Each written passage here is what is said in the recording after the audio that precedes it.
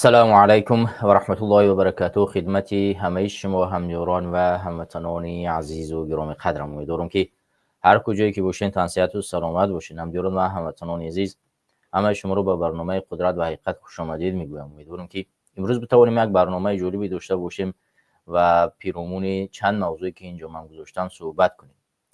همونطور که شما از نام میبینید، من میخوام امروز در این مسئله صحبت کنم که تاجیکستان ما در چه حال قرار داره. این موضوع یک موضوعی بود که من برهم میخواستم در این موضوع صحبت کنم، ولی امروز پروردگار این روز را فرصت آورد برای ما که بتوانیم در این موضوع صحبت کنیم و چند حوادث امروزه را و گذشته را بررسی کنیم و تحلیل کنیم، ببینیم که وضعیت ما در کجا بود، به کجا آمد رسید و آینده ما را چی انتظار است. البته هر یک موضوعی که ما میگذاریم صحبت میکنیم دلیل های خود را دارد و برای بهتر ساختن وضعیت کنونی تاجیکستان، بهتر ساختن آگاهی سیاسی جا گذاشته است و ما به همین دلیل این موضوع را انتخاب میکنیم و صحبت میکنیم. هم‌نیران و هموطنان عزیز، در هفته گذشته ما دیدیم که در سامانه‌های مجازی تاجیکستان واکنش‌های خیلی زیادی شد راجع به نوارهایی که از جانب فاشیست‌های روس نشر شد و این نوار واقعاً واکنش‌های نه تنها در سطح مردم بلکه در سطح دولت‌ها و حکومت‌ها هم نیز جای داشت و پیرامون این ما صحبت خواهیم کرد. و علاوه بر این در موضوع 4 سال از بین گذشتن ریاست رستم امامی به کرسی مجلس ملی تاجیکستان و علاوه بر این شهرداری دوشنبه و همچنان ما در موضوع آن صحبت خواهیم کرد که وضعیت کنونی و واکنش‌های جهانی که این حال صورت میگیرد، اینها تاجیکستان را در چه حالت قرار می‌دهد و با این حکومتی که ما امروز داریم چگونه میتوانیم ضد سر راه چنین یک مشکلات را بگیریم که همین تاجیکستانی که داریم از بین نرود.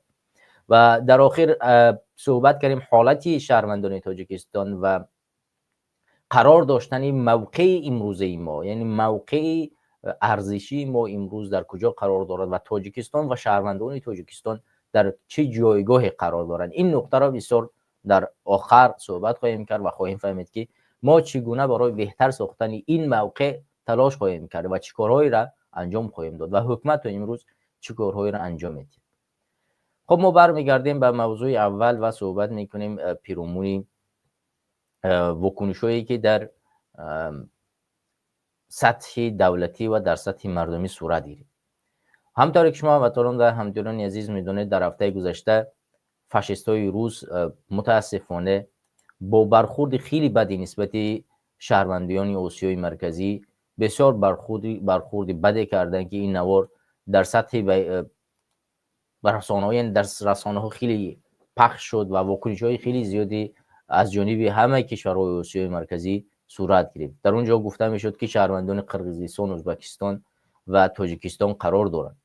اگرچه قرقیزستان به بازداشت خودسرانه شهروندانش در این همایش واکنش نشان داد و گفت که این وضعیت باید کوتاه‌ترین فرصت راه حل خودش را پیدا کند، اما نه کشورهای دیگری به جز قرقیزستان چون این یک واکنشی را در سطح دولتی داشتند.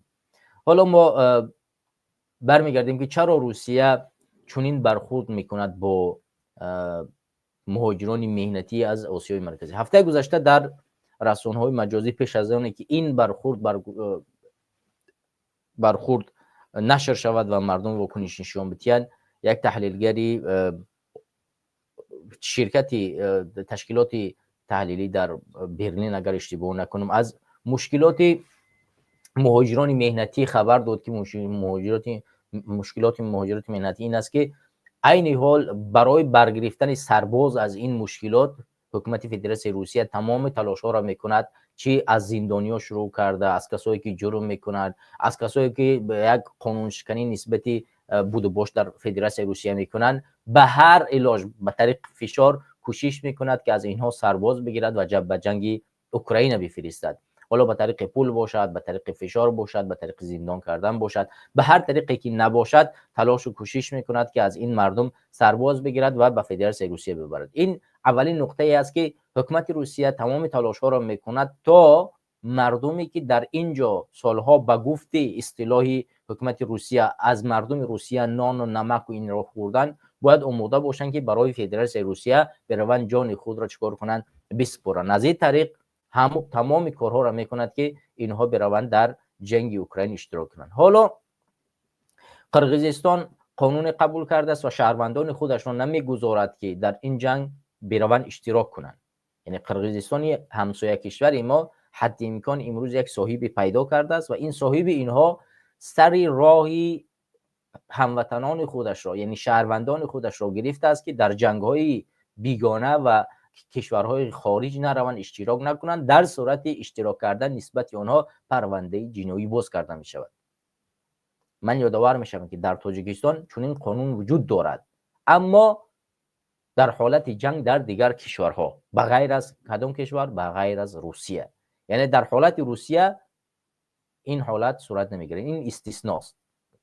به همین دلیل قرقیزها این قانون را قبول کردن. حتی در ازبکستان هم در سطح دولتی یک واکنش خیلی تندی نشان دادن به شهروندانی که میروند در اونجا اشتراک میکنن. حالا اینجا گذاشتن شهروندان بی صاحب افریقا و شهروندان همسطح بی صاحب افریقایی، یعنی تاجیکستانی ها.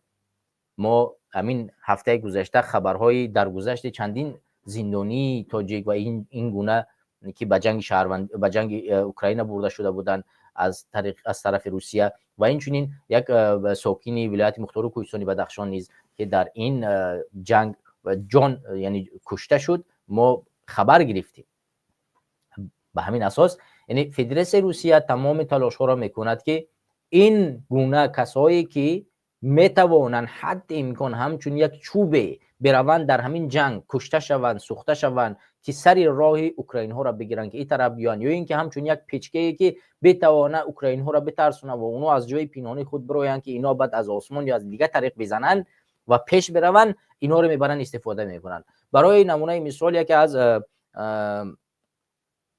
اسیر افتادگانی که در زمین چویکا واگنر و یا که زندانی هایی که در همین جنگ برده شده بود در اسیر افتاده بود در طرف اوکراین، وقتی که از اون مصاحبه میگیرن او میگوید که ما را همچون یک پیچکه پیش میبرن برای ما، یعنی ما گروه اول، ما نه قفا رفته میتونیم نه طرف پشت رفته میتونیم، اگر طرف پشت بریم ما را میکشن، فقط جایی که ما باید طرف پیش بریم طرف پیش میرویم اوکراینی ها ما را میزنن و طرف پشت رفتیم نفری که از روسیه هست و ما را میکشن، ما حق بازگشت هم نداریم. یعنی از هر دو طرف ما محیط یعنی در چه گرفته، در کمین گرفته شدیم و حق بازگشت و چی را نداریم. باید حتما طرفی بریم که برای ما فرمان داده می شود و ما حق بازگشت نداریم و در صورت بازگشت ما را میکشه، هم خودی ما را میکشه هم بیگانه.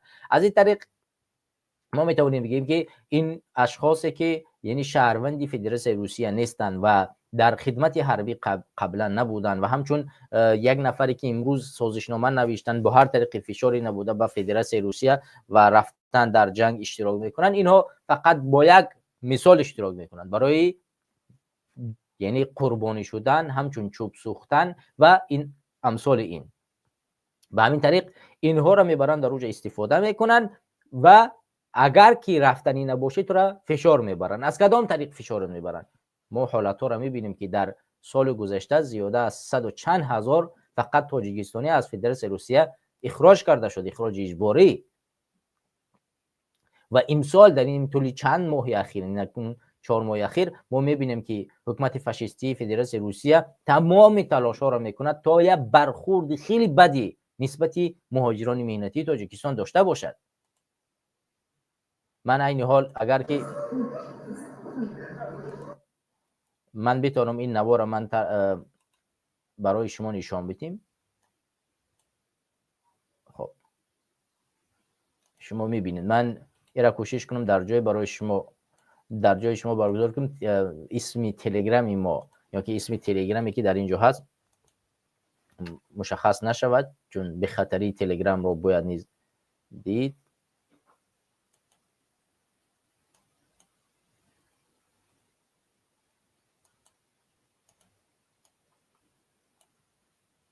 متاسفانه او رو نشان نمیتید در این به هر صورت. حالا ما از دیگه طریق برای شما ایران نشان میتیم، ولی حالا ببینید متاسفانه بعضی کانال های تلگرام این رو محکم میکنن و اجازه نمیتین که همین چیز دیده شود.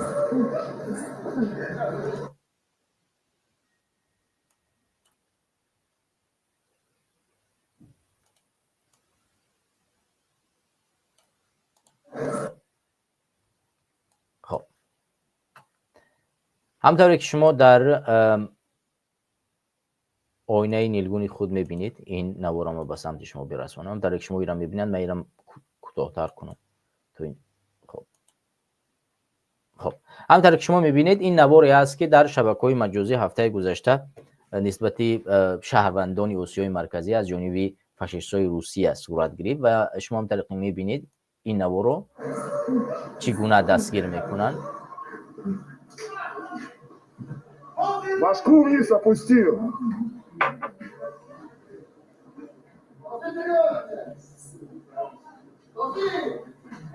Ну, вот так как. همطور که شما میبینید دوستان اینجا نه تنها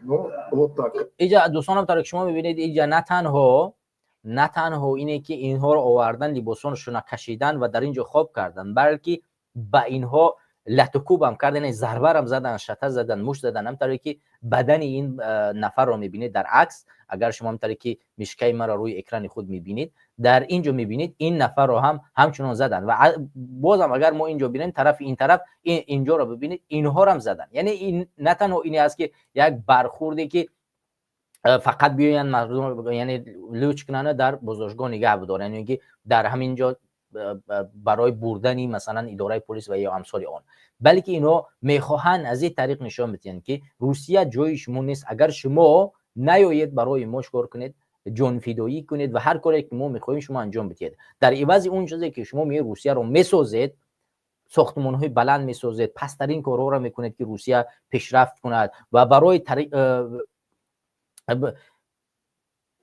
پیشرفت کردن سطح اقتصادی، سطح سیاسی، سطح فرهنگی روسیه، سطح تیبی روسیه شما فعالیت میکنید، ولی اینها چیکار میکنن؟ میآیند شما رو با چنین یک برخورد، بازم با برخورد شدید شما را چیکار میکنن؟ لطکوب میکنن، باز مجبورتون میکنند که برای اونها برید در جنگ یعنی جان فدایی کنید. اگر نمیکنید پس شما برای اینها کسی نیستید.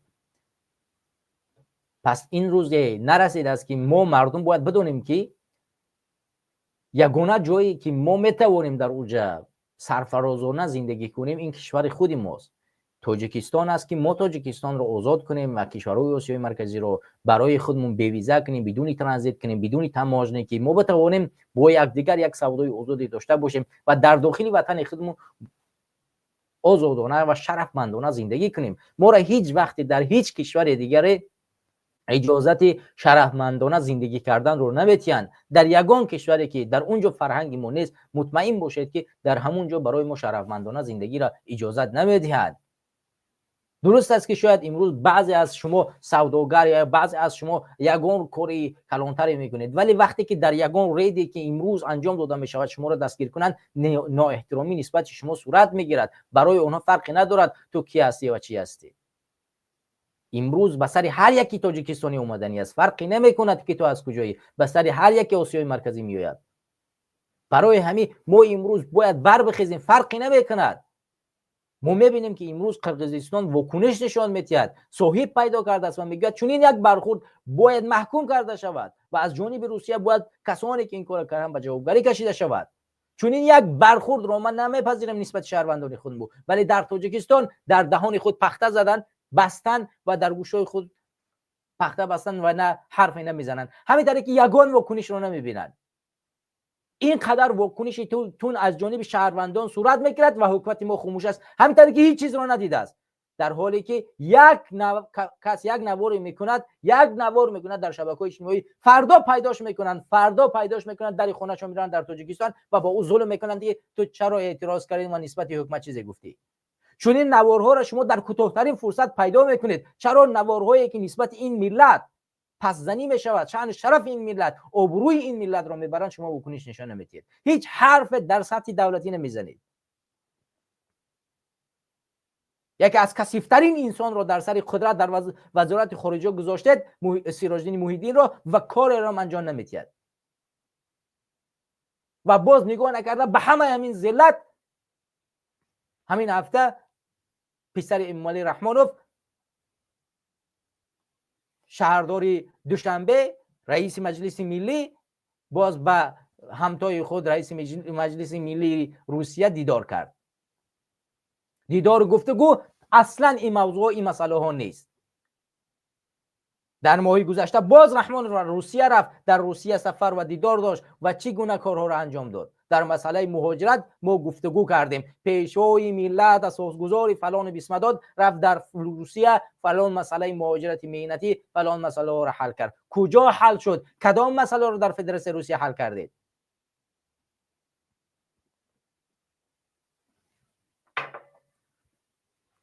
هر روز حالت مهاجر تاجیک رو بدتر میکنه. چند نوار عین حال ما برای شما بگذارم. زد و خورد، شکنجه، بد گفتن در داخل متروها، بد گفتن در داخل اتوبوس ها، بد گفتن در قد کوچه ها نسبت شهروند تاجیکستان، شهروند آسیای مرکزی. هر روز یک میبینی که یک تاجیک را نسبتش یک پرونده جنایی باز کردن، یک فاشیست روز لطوکوب کرد، یک فاشیست روز کش. او روز ما دیدیم که یک شهروند آسیای مرکزی از جانب فاشیستا کشته شد. یعنی هر روز نسبت یک شهروند دوم درجه فدراسیون روسیه چیکار کرده می شود؟ چون این کارها انجام داده می شود. پس خانه شما، جای شما، مکان شما اینجا نیست. در جایی که شما را احترام نمیگذارند، در جایی که نسبت شما تماما ارز قائل نیستند، پس اونجا رفتن معنی ندارد، مفهوم ندارد.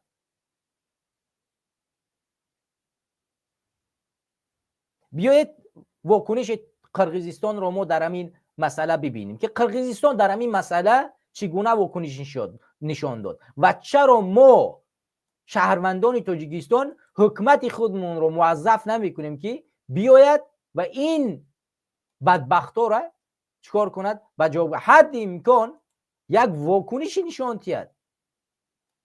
بیایید من اینجا از همین سامانه رادیوی آزادی برای شما نشان بدیم.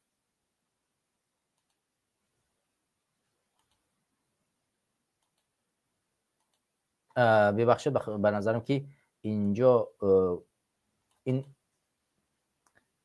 چی کجا شد؟ من به نظرم این رو در اپرا باز کردم، در اپرا رو در اینجا نشان نمیدهد. من این رو به اکران دوم بگذارونم و از طریق اکران دوم برای شما پیشکش کنم. خب به نظر من اینجا آمد تاریخ نه اکنو. خب اینجا پیدا شد. خب همونطور که شما میبینید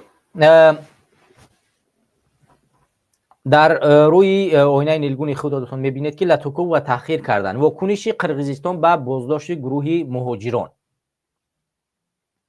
خب وزارت کارهای خارجه قرقیزستان روز 14 اپریل در پیوند با بازداشت دسته جمعی مهاجران قرقیز در یک همامی مسکو به سفر روسیه سرگئی واکنوف نوتا یا یادداشت اعتراضی سپرید.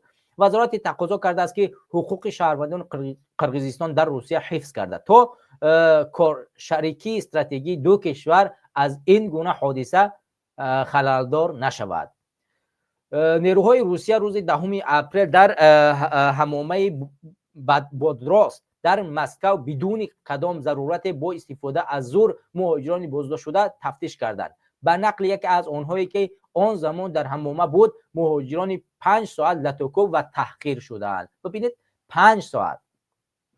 علی خان راننده تاکسی از قرقیزستان گفت آنها همه را میزدند، کیا بودن دیده نمیشد، به ما اجازه نمیدادند که سر را بالا کنیم، در دستشان الکتروشوکر بود.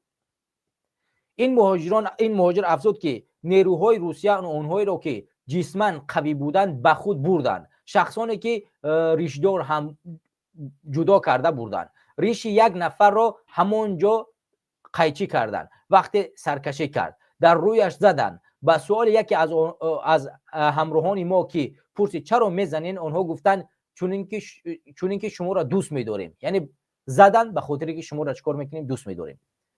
ژانر اکی وکیل قرقیزستان گفت که نهادهای قدرتی روسیه باید فوراً آنهایی را که این عملیات را گذرانیدن جزا دهند. ببین جزا دهند یعنی کسی که این کار را کرده است حتما جزا ببیند. ولی در تاجیکستان متاسفانه نه در سطح حکومتی نه در سطح همه خاموشند.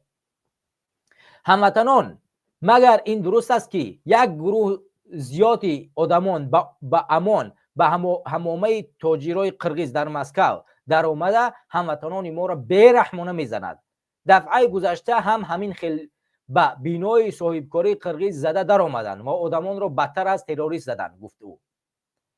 این در حالی است که با قول وکیل قرقیزستان ما عضو اتحادیه اقتصادی اوراسیا و شریک استراتژی هستیم. یعنی چی اجازه میدهد که صدها هموطن ما را بزنند و خاموش بمانیم؟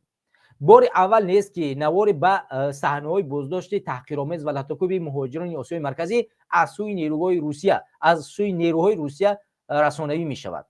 دیدبان حقوق بشر هومان رایتس واچ ماه مارت امسال در تحقیقات گفت که پس از حمله به تالار کنسرتی کراکوس مهاجران از آسیای مرکزی در روسیه پیوسته تعقیب و آزار و اذیت میکشند. این سازمان معتبر حامی حقوق انسان از حکومت روسیه خواست که هر گونه ظهورات مهاجر ستازی را محکوم کرده و نگذارد که حقوق مهاجران را زیر پا شود. متاسفانه اینجا اشتباه نوشتن ولی به هر صورت ببینید همدیاران و هموطنان عزیز این در حالی است که ببینید این در حالی است که حکومت تاجیکستان در یک روز مثلا این بلاگرها در سر راه ما اومد، ما این کارا نمیکنه. همین بلاگر در زمانه مجازی یک واکنش و یک ویدیویی کرد و کدام مسئله خب یک حرف زد در حالت مدهوشی بوده است و یا اینکه در کدام حالت دیگه بوده است، یک نواری کرده است. در کوتاه‌ترین فرصت این نفر را پیدا کردن. این ببینید این نوار را بیا از رادیو آزادی ما تماشا کنیم. سلام و درود بر شکی و بابرو. پلیس دوشنبه عثمان میرزا مرادوف بلاگری جوان را به نشر نوارهای تحقیرآمیز و استفاده از مواد مخدر ایبدار کرده است. ریاست وزارت کارهای داخلی در دوشنبه گفته است که عثمان میرزا مرادوف منتظم نوارهای تحقیرآمیز نشر میکرد و بر اساس شکایت کاربران شبکه‌های اجتماعی بازداشت شده است. با گفته مقامات هنگام بازداشت و سرخوش بوده مواد مخدر نوع متامفتامین کریستال استعمال کرده بوده است. نظر نزدیکان بلاگری بازداشت شده به این اتهام معلوم نیست، ولی پیشتر به شرح‌های کاربران درباره استفاده مواد مخدر و این اتهام را رد کرده بود که ضد نشأه‌مندی است. تغییره گپخنه که میدونم در که جوی به عزت نفستون رسیدم خفتون کردم ببخشید. وزارت کارهای داخلی گفته است عثمان میرزا مرادوف با قرار دادگاه شاه منصور برای 15 روز حبس شده است. نوارهای عثمان میرزا مرادوف بارها در شبکه‌های اجتماعی جنجال برانگیز شده بود. سال گذشته کمیته تفتیشاتی سنت پترزبورگ روسیه این بلاگر را به صادر کردن عملهای غیر قانونی در سمت مهاجرت متهم کرده بود. او در یک نوار از مهاجران دعوت کرده بود که بلیط قلبکی دانشجویی بگیرند و با این وسیله از تفتیش مقامات روس و سپردن پتنت رها شوند. بعداً دوستانش گفتند که او جریمه و از روسیه اخراج شد. دوستان عزیز و هموطنان عزیز این تنها به خاطر اون چیزی بود که یعنی وقتی که حالا ما کار نداریم که اینجا حکومت مثلا نسبت این نفر اتهام میزند که این نشأه‌مند است و یا در حالت مدهوشی بوده است، ما به این کاری نداریم، چون ما میدونیم که خب بلاگران شاید به هر کاری دست میزنن. اگرچه همونطور رادیو آزادی گفت خودش در گذشته بارها گفته است که من ضد این کارهای ما در مقابل این چیز مبارزه میبرم، ولی به هر صورت خب باری هم از حکومت تعریف میکند، باری هم تنقید میکند و به هر حال ولی حکومت همچون یک فشنگی که باید اشخاصی که کمی که در حالت احساسی میتوانند در مقابل همین حکومت حرف بزنند، اونها را باید بدگمان یعنی بدنام بسازد و بر اساس همین میتواند چون این یک نوارهای را انجام میتید و پیدا میکند گویا که در نسبتش پرونده باز کرد و چند روز محبسش کرد و یا فلان کار رو انجام داد. حالا ما به این کاری نداریم، بگذار که خب دیگه این یک بلاگر و اون حکومت هر کاری میکنن کار اونها، چون ما با اینها زیاد کار نداریم. اما هدف من اینجا چیست؟ این یکم نواری است که شما دیدید. یعنی این نوار در سامانه مجازی نشر شد و حکومت در کوتاه‌ترین فرصت این نفر رو پیدا کرد، با طریق دادگاه نسبتش پرونده باز کرد و 15 روز روانه زندان ساخت. نوار دیگری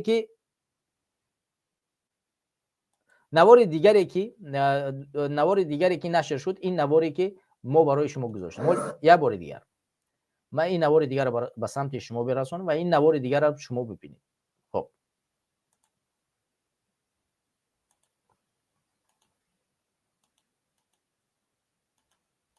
خب این نوار دیگر رو شما از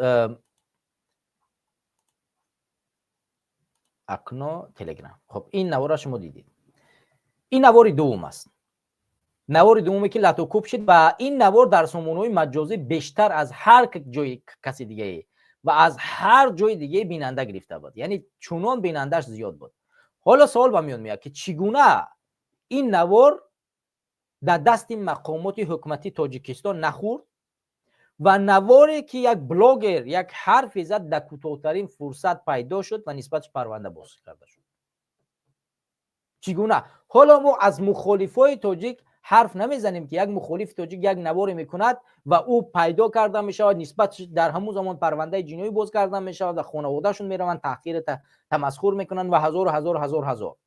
حالا ما از اینجا حرف نمیزنیم، ولی حرفی ما سریر است که اینجاست که چگونه چونین یک کارهایی که علیه ملت انجام داده می شود از جانب مقامات ما واکنش نشان داده نمی شود. ما اینا ببینید، همین رسانه خاور ما وارد شیم، یک رسانه دولتی است. خب رسانه خاور، ما یک بار رسانه خاور را به سمت شما باز کنیم. این امید خاور است، رسانه حکومت جمهوری تاجیکستان، رسانه رسمی حکومت. شما هم طریقی که میبینید در همین بخشی که این همین بخش قسمت است، در همین بخش خبرهاست. ما در همین بخش خبرها، من امیره بزرگتر کنم که بتوانم خوانده چون خیلی کوچک است، ما یک بار در نظر میگیریم یک هفته همیره، یک هفته اخبارهای پیوسته همین جا رو ما نگاه میکنیم که آیا یگان واکنش نسبت همین کردارهای حکومت فدراسیون روسیه نسبت مهاجران انجام میتید یا نمیتید.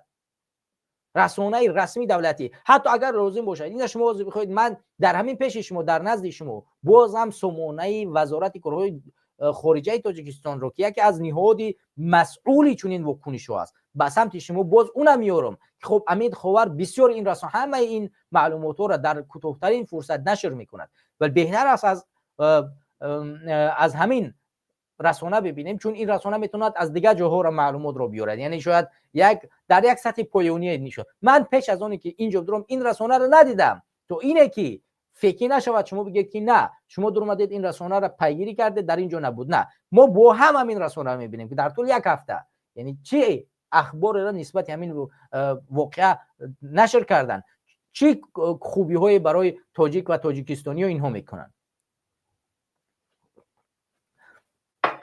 خب من دیدم رئیس مجلس ملی مجلس عالی جمهوری تاجیکستان رستم میرملی برای ریاست سنات عالی خب با ازبکستان ملاقات کرد. خب جمهوری تاجیکستان مجلس برگزار کرده شد، مسابقه بین المللی خب گوشتین، رئیس مجلس ایمالی رحمان خب با شورای فدراسیون مجلس این فدراسیون روسیه والنتینا ملاقات کرد. خب اینا میگذاریم همین بخشی ملاقات. خب امروز در حاشیه جلسه نوبتی شورا و جلسه 58 پلات اسامبله بین المللی اتحادیه دولت‌های مستقل در شهر سنت پترزبورگ رئیس مجلس ملی مجلس عالی جمهوری تاجیکستان رئیس شهر شنبه محترم خب جناب فلانی رستم میرملی با رئیس شورای فدراسیون مجلس فدرالی فدراسیون روسیه والنتینا ماتوینکو ملاقات نمودند. در این خصوص امید خاور با استثناء در مجلس ملی جمهوری تاجیکستان خبر می‌دهد در ملاقات وضع قانونی و دورنمایی مناسبت‌های همکاری استراتژیک و همپیمانی تاجیکستان روسیه که در رشد توسعه منتظم آنها تلاش‌های مشترک سران دو دولت نقش کلیدی دارند بررسی گردند. تاکید کردید که سهم رابطه‌های بین المللی از جمله فعالیت‌های گسترده کمیسیون اید به همکاری بین مجلس ملی شورای فدراسیون تأمین در تعمیق مناسبت بسیار جانبه تاجیکستان و روسیه نظررس است. جانب‌ها از تمایل مناسبت رشد همکاری اقتصادی، تجارتی و فرهنگی و گومونیتری میان دو دولت اظهار قناعتمندی نبودند. استفاده با ثمر ظرفیت‌های موجوده در سمت افضلیت‌های سرمایه‌گذاری، صنعت، اگراری و علم و فرهنگ ضرورت دانسته شد. در واقع جانب‌ها اوید به مسائل‌های دیگر روزمره بین المللی منطقه تبادل افکار نمودند. همونطور که شما می‌بینید یعنی هیچ چیز، همین چیزهایی که در گذشته گفته شده بود اونها را دوباره تکرارن اینجا با هم بررسی کردن در این ملاقات و هیچ چیزی نوی که راجع به بهبود ساختن وضع مهاجران مهنتی موجود باشد وجود ندارد. یعنی ملاقات دور نیست، ملاقات 2 روز پیش، روزی حتی 2 روز امروز، خودش امروز یعنی 17 ملاقات صورت گرفته است، در حالتی که شهروندان ما یعنی قتل کرده شدند، کشته شدند، شکنجه شدند، آبرو و شأن شرف ملت پس کرده شد، بازم هیچ واکنش از جانب حکومت امروزه صورت نمیگیرد. او هم از جانب نفر دوم کشور. همونطور که شما میبینید در مسئله مهاجرت مهنتی هیچ نقطه صحبت کردن نشد، ولی باز هم در اینجا همکاری استراتژی، یعنی روسیه دورنماهای مناسبت همکاری استراتژی و همپیمانی تاجیکستان و روسیه در رشد توسعه منتظم آنها تلاش‌های مشترک سران دو دولت نقش کلیدی دارند. بررسی کردید. ببین یعنی یک کشور پارتنر استراتژی، شریک استراتژی خودت هست و میاد بازم با چنین حالت‌ها به تو برخورد میکند و هیچ عمل از جانب حکومت واکنش کردن نمیشود. این است نفر دوم کشور شما با گفته چاپلوسا پادشاه آینده تاجیکستان شما. این نفر رو شما ببینید که در حالتی که نفر دوم کشور است حرفش وزن دارد و هیچ واکنش نسبت شهروندان کرده نمیشود. پس نشان میدهد که هیچ گونه در آینده هیچ حالت صورت نمیگیرد که چیکار کنند، هیچ حالتی نمیتواند نشان بدهد که رستم امالی در کنار مردم و در کنار همسفان خود، هموطنان خود، هممیهنان خود قرار میگیرد. پس مطمئن باشید راهی را که رحمان پیشرفت راهی است که رستم امالی با ظلم و ستم، کشتار، قتل به اهمیتی نسبت ملت پیش میرود. خب همونطور که میبینیم در اینجا باز هم نشر شده است که در ماه دوشنبه روز 3/05 در مسئله امالی رحمان با پوتین ملاقات کرده بود و همینجا هم در مسئله های اشتراکی مشترک در جانب های بخشیده به روز غلبه در مسکو که امالی رحمان با آن دعوت شده بود بررسی شد. یعنی در اینجا روز غلبه وقتی که امالی رحمان رفته بود، در این روز یعنی در این سال 2024 است، ببخشید دوستان گرامی، این از کهنه است. ما اخبار دیدیم که از فکر کردیم نو است، این اخبار کهنه بود است. خب برگشتیم به مسئله دیگر، ما اینجا ببینیم که چی مسئله رو بازم دیده میشه. خب اینجا ما این رو دیدیم، تلفن کمیته رشد سیاحی این به ما لازم نیست، در شهر بختر این به ما لازم نیست، بین وزارت کارهای خارجه تاجیکستان و مغولستان به ما لازم نیست، رستم امالی برای اشتراک در جلسه 58 ایران علاقه ما دیدیم، در کمیسه حربی لازم نیست، تاجیکستان و ایران لازم نیست،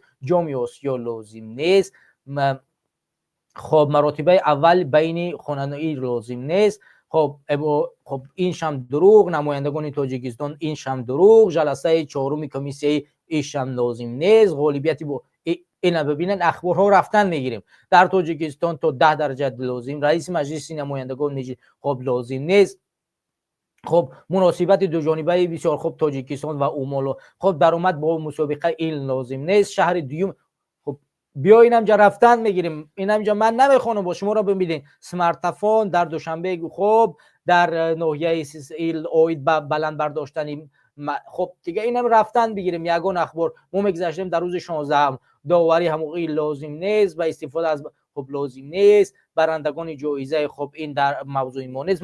خب کدام چند موضوعی همی رو ما ببینیم، با اینا بیا بگذاریم با بالاتر میریم، بیا اینجا باز کنیم ببینیم. خب اینجا ورزش، تلفن، ما میبینیم که اینجا خدمت حربی تاجیکستان و ایران اینا رفتیم، این روزی دوم شب باز میکنیم.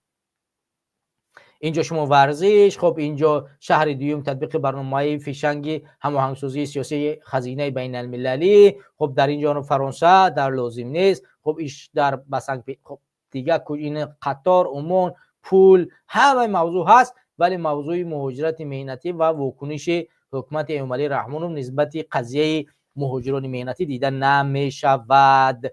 با چند قضیه رو برای شما بیارم ببینید. خب بازم بریم ببینید هیچ چیزی دیده نمیشه. این بیاید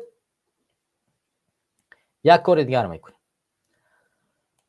در همینجا ما میزنیم وزارت کارهای خارجی تاجیکستان، خارجی جمهوری تاجیکستان.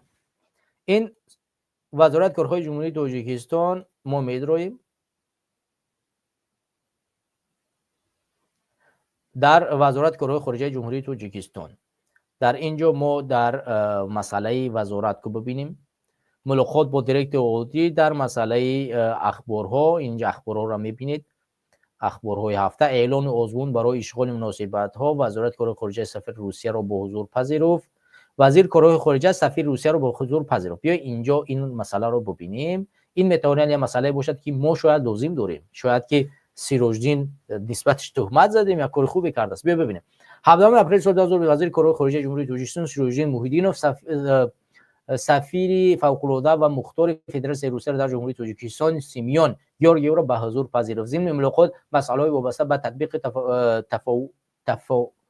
تفاوقات از نتیجه مذاکرات سطحی عالی 17 مارس سال 2000 برگزار شده مورد بررسی داده شد. همچنان راجع به دیگر موضوعات مهم روزمره دو جانبه بسیاری همکاری‌های تاجیکستان روسیه تبادل افکار صورت گرفت.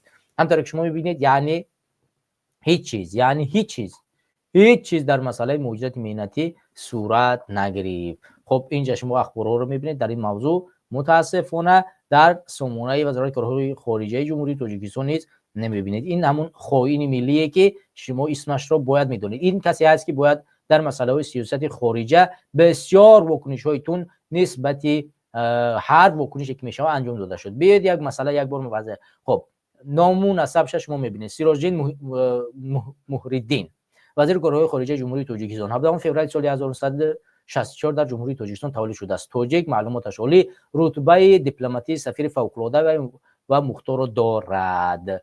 سال 1980 دانشجو خوب می‌بینیم. از سال 2000 به نظرم 13 وزیر کارهای خارجه جمهوری تاجیکستان میباشد. یعنی از سال 2013 تقریبا این الان 12-13 سال میشود. یعنی 12-13 سال میشود وزیر است. در 12-13 سال فعالیتش شما فعالیتش را در زیر نظریه بگیرید که از وزیر کارهای خارجه جمهوری تاجیکستان این خائن ملی سیروجدین موحدین چی چیز رو میدونید و چه خدمت‌هایی رو در سطح دیپلماتی و بین المللی برای مردم تاجیکستان انجام دادن. شما بیایید چند مسئله رو بررسی کنید و بگید که چی نقطه‌ای در اینجا شما دیدید. خب این مسئله بود که من به سمت شما رسوندم. حالا برمیگردیم به همین موضوعی که با این گونه کارهایی که اینها انجام میتین و ما در این مسئله صحبت کردیم، حالت مردم تاجیکستان در کجاست؟ وقتی که ما میبینیم که وضعیت به اون درجه میرسد که نه در سطح وزیر، نه در سطح رئیس، نه در سطح یک نماینده، نه در سطح دیپلمات، نه در سطح سفیر یگان نفر در حالتهای دیگری واکنش نشان نمیدهد. فراموش کردم، بیایم سفارت رو وبسایتش رو ندیدیم. بیاید ما در حضور شما سفارت جمهوری تاجیکستان رو در فدراسیون روسیه سامانه اش رو باز کنیم، بریم در سامانه سفارت که ببینیم که سفارت چه واکنش. باز نگید شما که همین ما واقعا سفارت رو ندیدیم. راست میگید دیگه، واقعا سفارت رو وبسایتش رو ندیدیم. ببینیم که سفارت چه کنه. بیا من بازم به سمت شما این ببینید. سفارت در وبسایتش میبینیم، برمیگردیم بعد به اون موضوعی که گذاشتیم. خب اینجا سفارت جمهوری تاجیکستان نوشته شده زمینی ما؟ نه متاسفانه ما اینجا نوشته شدیم، اینا نوشته. خب اینجا سفارت جمهوری تاجیکستان در فدراسیون روسیه. خب سفارت جمهوری تاجیکستان در فدراسیون روسیه. خب یا وبسایتی خودشون پیدا میکنیم. خب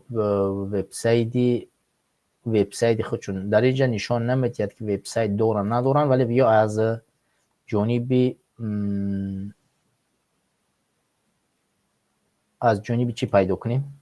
سفارت جمهوری تاجیکستان از ویکی‌پدیا بدونیم. اگر در ویکی‌پدیا اینا وبسایت داشته باشن باید در اینجا وبسایتشو باشد. خب ما هم وبسایت سایت رسمی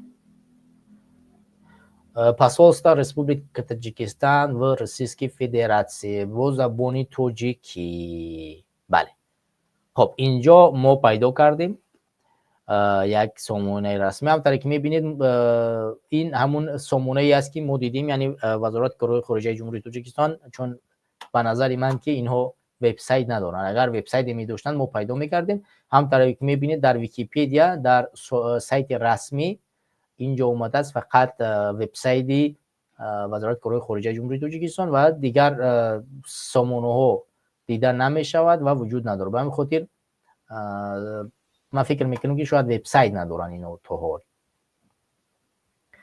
خب ما بازم یک بار خوبتر ببینیم که باز نگیم که شما نگین که نمو همونطوری که میبینید وبسایت به نظر اون ندارن. اگر وبسایت میداشتن حتما مشخص میشد.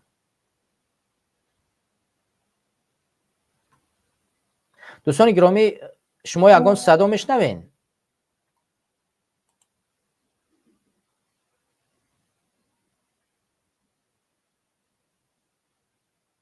دوستان عزیز شما یگان صدا میشنوین؟ در نظریات بنویسین، چون دوستی ما نوشته که چی صدایی هست. شما یگان صدا میشنوین؟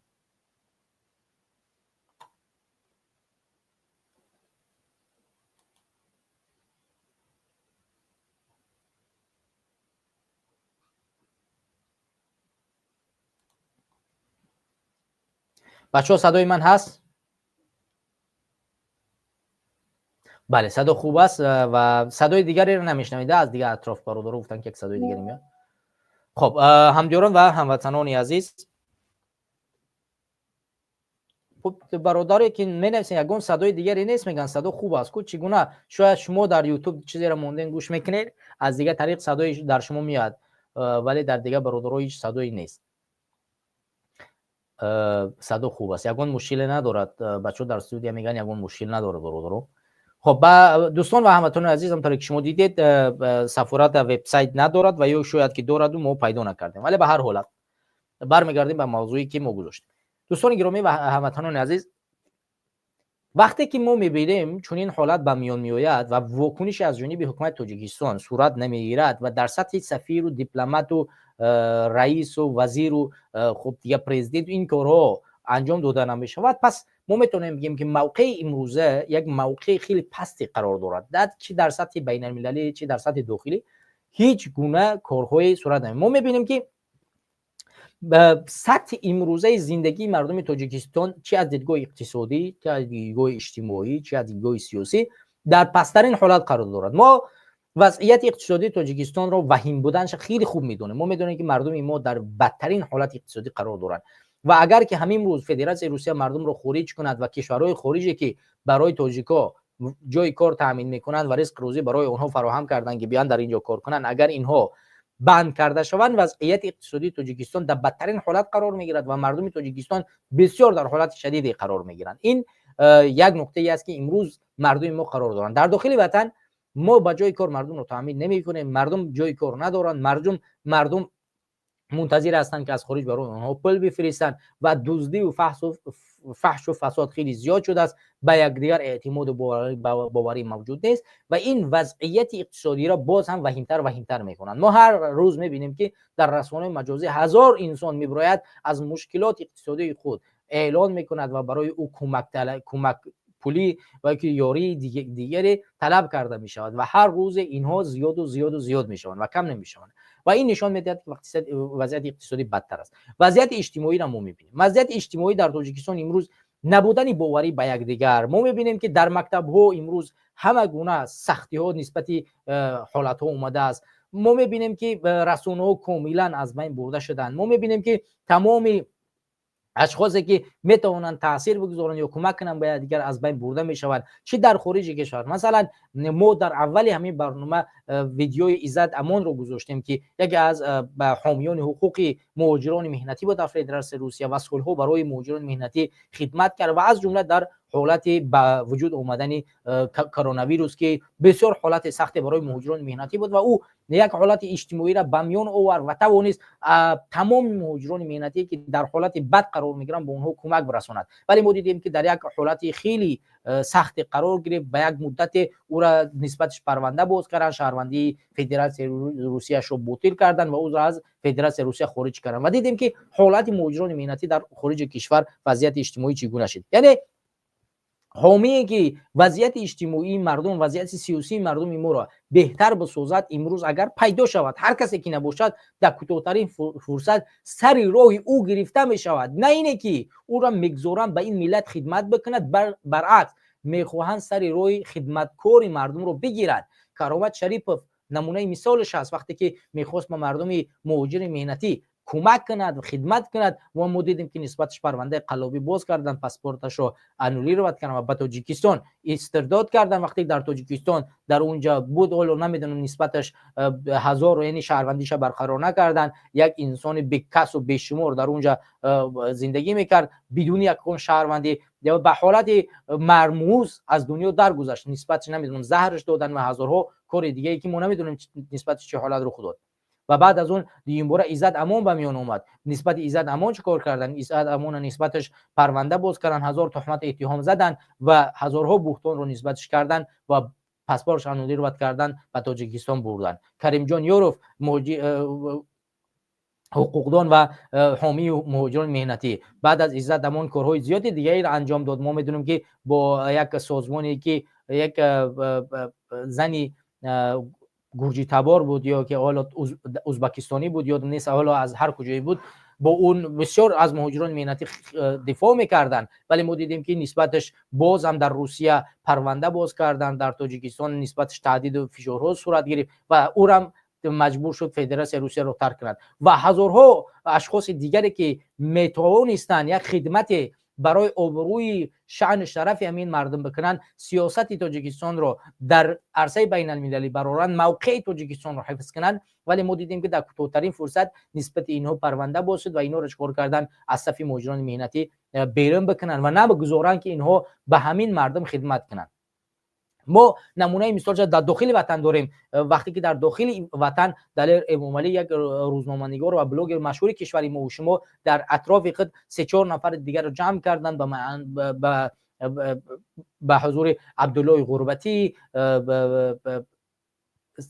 سید مومن اسمش یادم رفت، یک برادری روزنامه‌نگار مشهور بود که در تلویزیون تاجیکستان کار میکرد، سید عمر نامش یادم، زوقی بیگ سید امینی یادم اومد، زوقی بیگ سید امینی و این چنین بلاگر مشهوری دیگه ما که با یک نوار تکثیران بود مشهور شد، اینها را در اطراف خود جمع کردن و اینها یک بلاگ شدن که توانستن واقعا خدمت کنند به این مردم، رفتن از مردم نوار گرفتن، مشکلات مردم رو گفتن، دعوت کردن برای بهتر ساختن وضعیت اجتماعی و سیاسی و اقتصادی مردم در داخل کشور. ولی ما دیدیم که در یک وقتی کوتاه حکومت نسبت اینها پرونده باز کرد و نگذاشت که اینها خدمت مردم رو ادامه بدهند و در یک هفته هر چهار اینها رو دستگیر کردن و اینها رو پشت پنجره بردن که عین حال اینها در پشت پنجره قرار دارند. یعنی نمیگذارند که موقعی اجتماعی سیاسی اقتصادی کشور ما و شما بالا برود. از دیدگاه سیاسی و اجتماعی ما دیدیم که نمیگذارند که مردم خدمت بکنن به این مردم و موقع رو بالا ببرن. یعنی نه خودشان در سطح دیپلمات، در سطح وزیر، در سطح سفیر، در سطح مثلا وزیر، در سطح مثلا رئیس جمهور، خب نفر دوم کشور واکنش نشان نمیتین، کار انجام نمیتین و نمیگذارن که یک نفر حامی حقوق مهاجرین مهنتی، یک روزنامه نگار و یک نفر عادی بر بخیزد و از مهاجران مهنتی و از شهروندان جمهوری تاجیکستان چی در داخل چی در خارج کشور دفاع کند.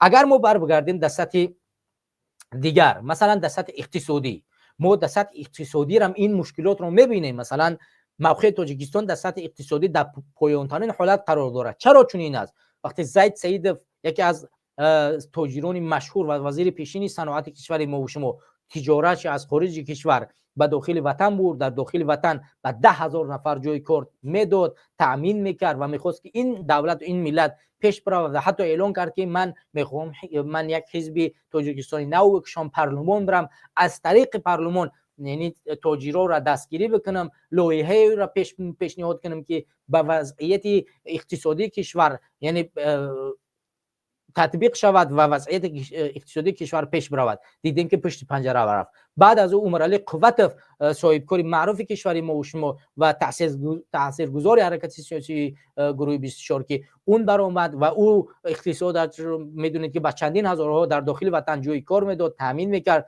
و او هم چیکار کردن؟ از سطح اقتصادی کشور برداشتن.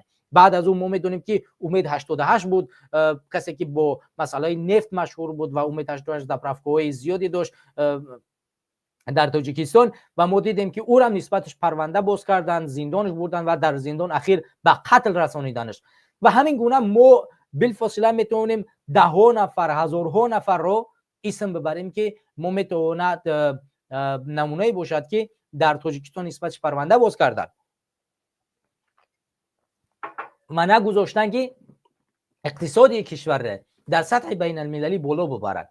پس ما از همه گونه دید در سطح بین المللی در زمینه‌های عقب قرار داریم. از دیدگاه ورزشکاری ما امروز چاپلوس شده است، توانایی رقابت را در ساحه بین المللی ندارد. چی مثلا فوتبال ما رو نگاه کن، در سطح فوتبال ما در پایان‌ترین حالت قرار داریم. سطح والیبال ما رو نگاه کن، در والیبال ما در پایان‌ترین حالت قرار داریم. سطح بوکس ما رو نگاه کن، در پایان‌ترین حالت قرار داریم.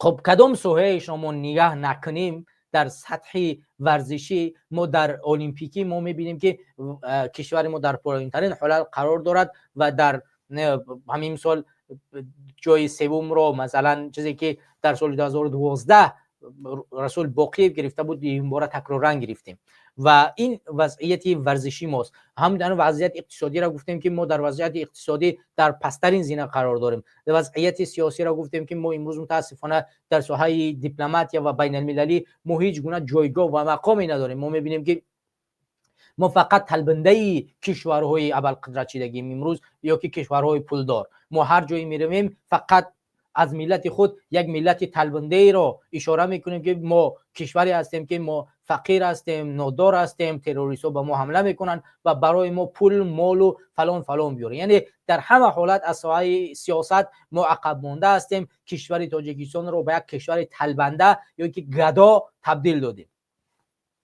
یعنی ما کدام ساحه ای را نگاه نکنیم، همان ساحه امروز در تاجیکستان از هر دیدی اگر نظر نکنیم در دیدی پایانی قرار دارد. از ساحه مثلا استقلال مکمل بگیم ما در پایان‌ترین حالت قرار داریم. تاجیکستان در ساحه استقلال قرار ندارد. ما استقلال مکمل نداریم. استقلال در روی کاغذ است و استقلال در روی اون چیزی است که روسیه میخواهد و ما هیچ گونه استقلال مکمل داشته نمیتوانیم. همین موضوع اولی که در مسئله مهاجرت مهنتی صحبت کردیم و رفتن مردم و شهروندان تاجیکستان به جنگ یا که بردن مجبوری آنها به جنگ و واکنش ندادن حکومت جمهوری تاجیکستان در این مسئله خودش یک نمونه مثالی اون است که ما زیر دست حکومت روسیه هستیم و استقلال مکمل را نداریم.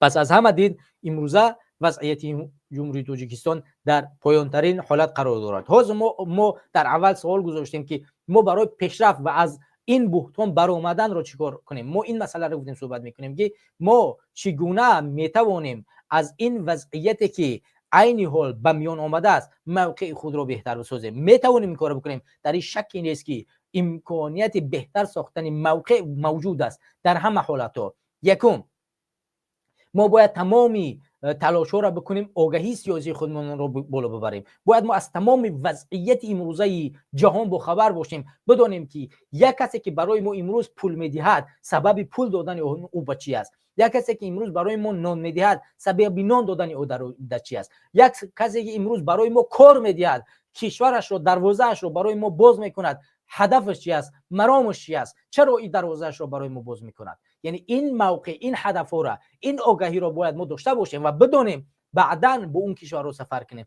بعداً بدونیم وقتی که یک دیپلمات ما نمیداند که چرا روسیه برای ما بازارش رو باز کرده است، اون نمیتواند تصمیم بگیرد. وقتی که یک دیپلمات ما نمیداند که چرا امریکا، چرا اروپا، چرا هند، چرا ایران، چرا چین بازارش رو برای ما باز کرده و از ما چی میخواهد، اون نمیتواند تصمیم درستی برای آینده این ملت بگیرد.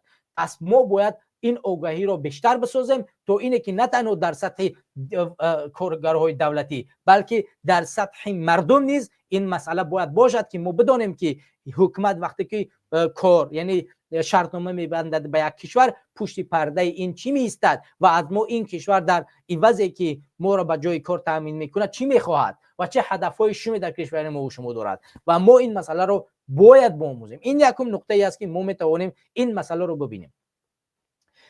اگر که به مسئله یکم اهمیت دادیم و از این مسئله باخبر شدیم، ما به مسئله های دیگر چیکار میکنیم؟ دقیق است که راه میابیم. با چی مسئله؟ مسئله اول، ما اجرگزار قدردان میشیم برای اشخاصی که برای بهتر ساختن وضعیت تاجیکستان تلاش میکنن. ما نمونه مثالش رو گفتیم: دلیر امامعلی، عبدالله غربتی، ایزد امان و دههای دیگر، سهراب ظفر و هر شخصی که برای بهتر ساختن وضعیت این کشور تلاش کرد، خدمت کرد، ما قدردان میشیم و از حیات این نفرات دفاع میکنیم. تا زمانی که یک تاجیکستانی احساس نکند که در کنارش شما هستید، مردم هست، ملت هست، او هیچ وقت از ما و شما دفاع نمیکنه. یعنی ببینید وقتی که من یک نفر دیگر میخواهد بیاید جانش را در خطر بگذارد برای این ملت، برای این سرزمین، برای این کشور جانش را فدا کند، اولا باید نظر میکنن، این میگردن نگاه میکند که در حالتی در پستی قرار گرفتنش، جانش در خطر گرفتن، آیا این ملت قدردانی کارهای فعالیت زندگی هست یا نیست؟ این مسئله را اول در نظر میگیرد و اگر ببیند که ملت آگاهی سیاسیش تا اون درجه رسیده است که اجرگزاری چنین کارهاست، پس مطمئن باشید که این راه صفش زیادتر می شود و مردم برای بازگردانیدن حاکمیت چیکار میکنن؟ مبارزه میبرن. این نقطه دوم. نقطه سوم، این مسئله آزاد کردن اشخاص هایی است که چیکار کردن؟ برای این ملت خدمت کردن. امروز اگر که ما در هر یک زندان تاجیکستان رو باز نکنیم، هر یک انسان عالم، دانشمند، زیرک، باسواد و توانایی است که میتواند تاجیکستان، نه تاجیکستان رو، جهان رو اداره کند. شاکرجان حکیموف، دکتر علوم حقوق، یک از پروفسور است. این نفر میدانید که میتواند نه تنها تاجیکستان رو، جهان رو اداره کند. امروز با 22 سال اگر اشتباه نکنیم یا به 18 سال روانه زندانش کردن. زید سعیدوف، وزیر پیشین صنعت تاجیکستان، نفری که توانست به 10,000 جای کار تامین کند، تجارت خود را از خارج بکشاند. با این انسان معلول است، دستش معلول است، میانش معلول است، با همین قدر معلولیت، با همین قدر معیوبیتی که دارد در بدن خود، توانست به 10,000 نفر در داخل تاجیکستان جای کار تامین کند. دوشنبه پلازا امروز با دستی، یعنی با خدمت‌های همین انسان ساخته شدگی است. ولی امروز در پشت پنجره با حکم ابد در اونجا زندان ششتگی است. وقتی این نفر رو از زندان آزاد کرده نشود، ما چگونه میتوانیم تاجیکستان رو از چنین بحران نجات بدهیم؟ وقتی که ما میخوایم در سطح بین المللی چنین وضعیت رو بهتر بسازیم، باید کسی که دیپلمات خوانده است، کسی که دیپلمات است، زبانهای خارجی رو میداند، کسی که ارزش‌های ملی رو، ارزش‌های معنوی رو، ارزش‌های مردمی تاجیکستان رو میداند، بعد او باید دیپلمات گذاشته شود. او مهاجر باید باشد، او مهاجر باید بده باشد، او باید وضعیت بدی سطح زندگی مردم رو دانسته باشد، او باید بداند که ملت در چه حالت قرار دارد، او باید با ماشین لکسوس نگردد، او باید هر روز پیاده از خونش باید به جای کار بخیزه بیاید که بفهمد که در قد کوچه دوشنبه چی میگذرد، مردم به چه حال قرار دارد، مردم چگونه زندگی میکنند. سفیر باید در روسیه باید هر روز در بازارها در تمام مردم تاجیکستان در اون جوی کار میکنند بین اونها برادران که کرامت شریپوف میرفت، عزت امانوف میرفت، همین جوری که عزت امان در اولی ویدیو گفت باید از کون خودشون بردارن از سر صندلی بخزن برون به اون اداره ها ببینن که ملت در چه حالت قرار دارد تا اینه که احساس کنن. اینها میتوانند این گونه میتواند دیپلماتیا و سطح دیپلماتیا را در تاجیکستان بالا برد و موقع تاجیکستان را در سطح بین المللی حفظ کرد و یا اینکه پیشرفت کرد.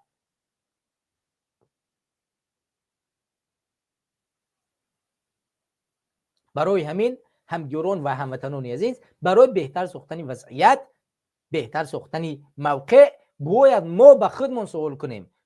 مثلا این همینجا بینندگان ما باید به خودمون سوال کنیم که آیا ما برای بهتر ساختن وضعیت تاجیکستان از حقوق کسانی که به ما اعتماد کردن برمدن جان فدایی کردن، یعنی به ما منظور ملت است، مردم تاجیکستان است، جان فدایی کردن، آیا ما از اونها قدردان هستیم؟ آیا قدر اونها را دانستیم؟ زید سعیدов 12 سالش در زندان است، یعنی این 13 سالش است.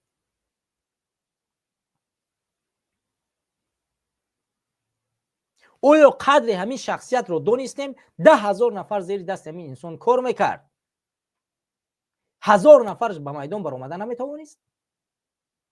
آیا از کسانی که دلیر امام علی رفت نوار گرفت مصاحبه کرد وضعیت بدی اونها رو در تاجیکستان نشان داد و خواستار عدالت شد، حق اونها را میخواست بر بگردوند، اول همین اشخاص یگان نفرش برای دلیر امام علی قدردانی کرد، یگان نفرش برآمد. خب دلیر امام علی که این کار کرد رفت زندان شد، چرا ما آماده زندان نیستیم؟ پس ما میخواهیم دیگران زندان شوند ولی خودی ما آزاد بمونیم. پس چگونه ما میتوانیم تاجیکستان رو نجات بدهیم؟ امروز در کوتاه‌ترین حالتی که در تاجیکستان صورت میگیرد ما میبینیم فرار میکنند مردم. فرار کردن راه حل نیست، باید ایستادن، مبارزه بردن، بهتر ساختن وضعیت کشور است. باید ما در داخل وطن باشیم، در مقابل این ظلم مبارزه ببریم.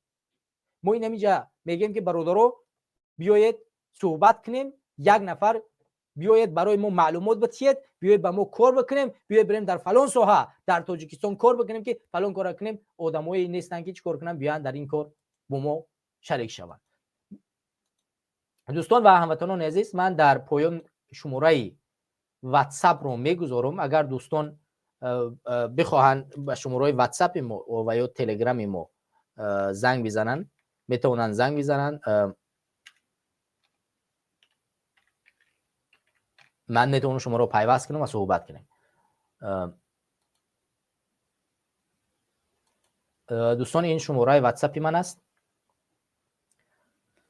یک بار ببخشید من نظرم اشتباه شد، من اینجا یک جوش اصلاح کنم. 39 11 27. خب دو موره من یک بار که شماره من نگاه کنم و اگر دوستانی که میخواهند در واتساپ زنگ بزنن من میتونم شما رو پیوست کنم، شما میتونید صحبت کنید. من یک بار که شماره من نگاه میکنم.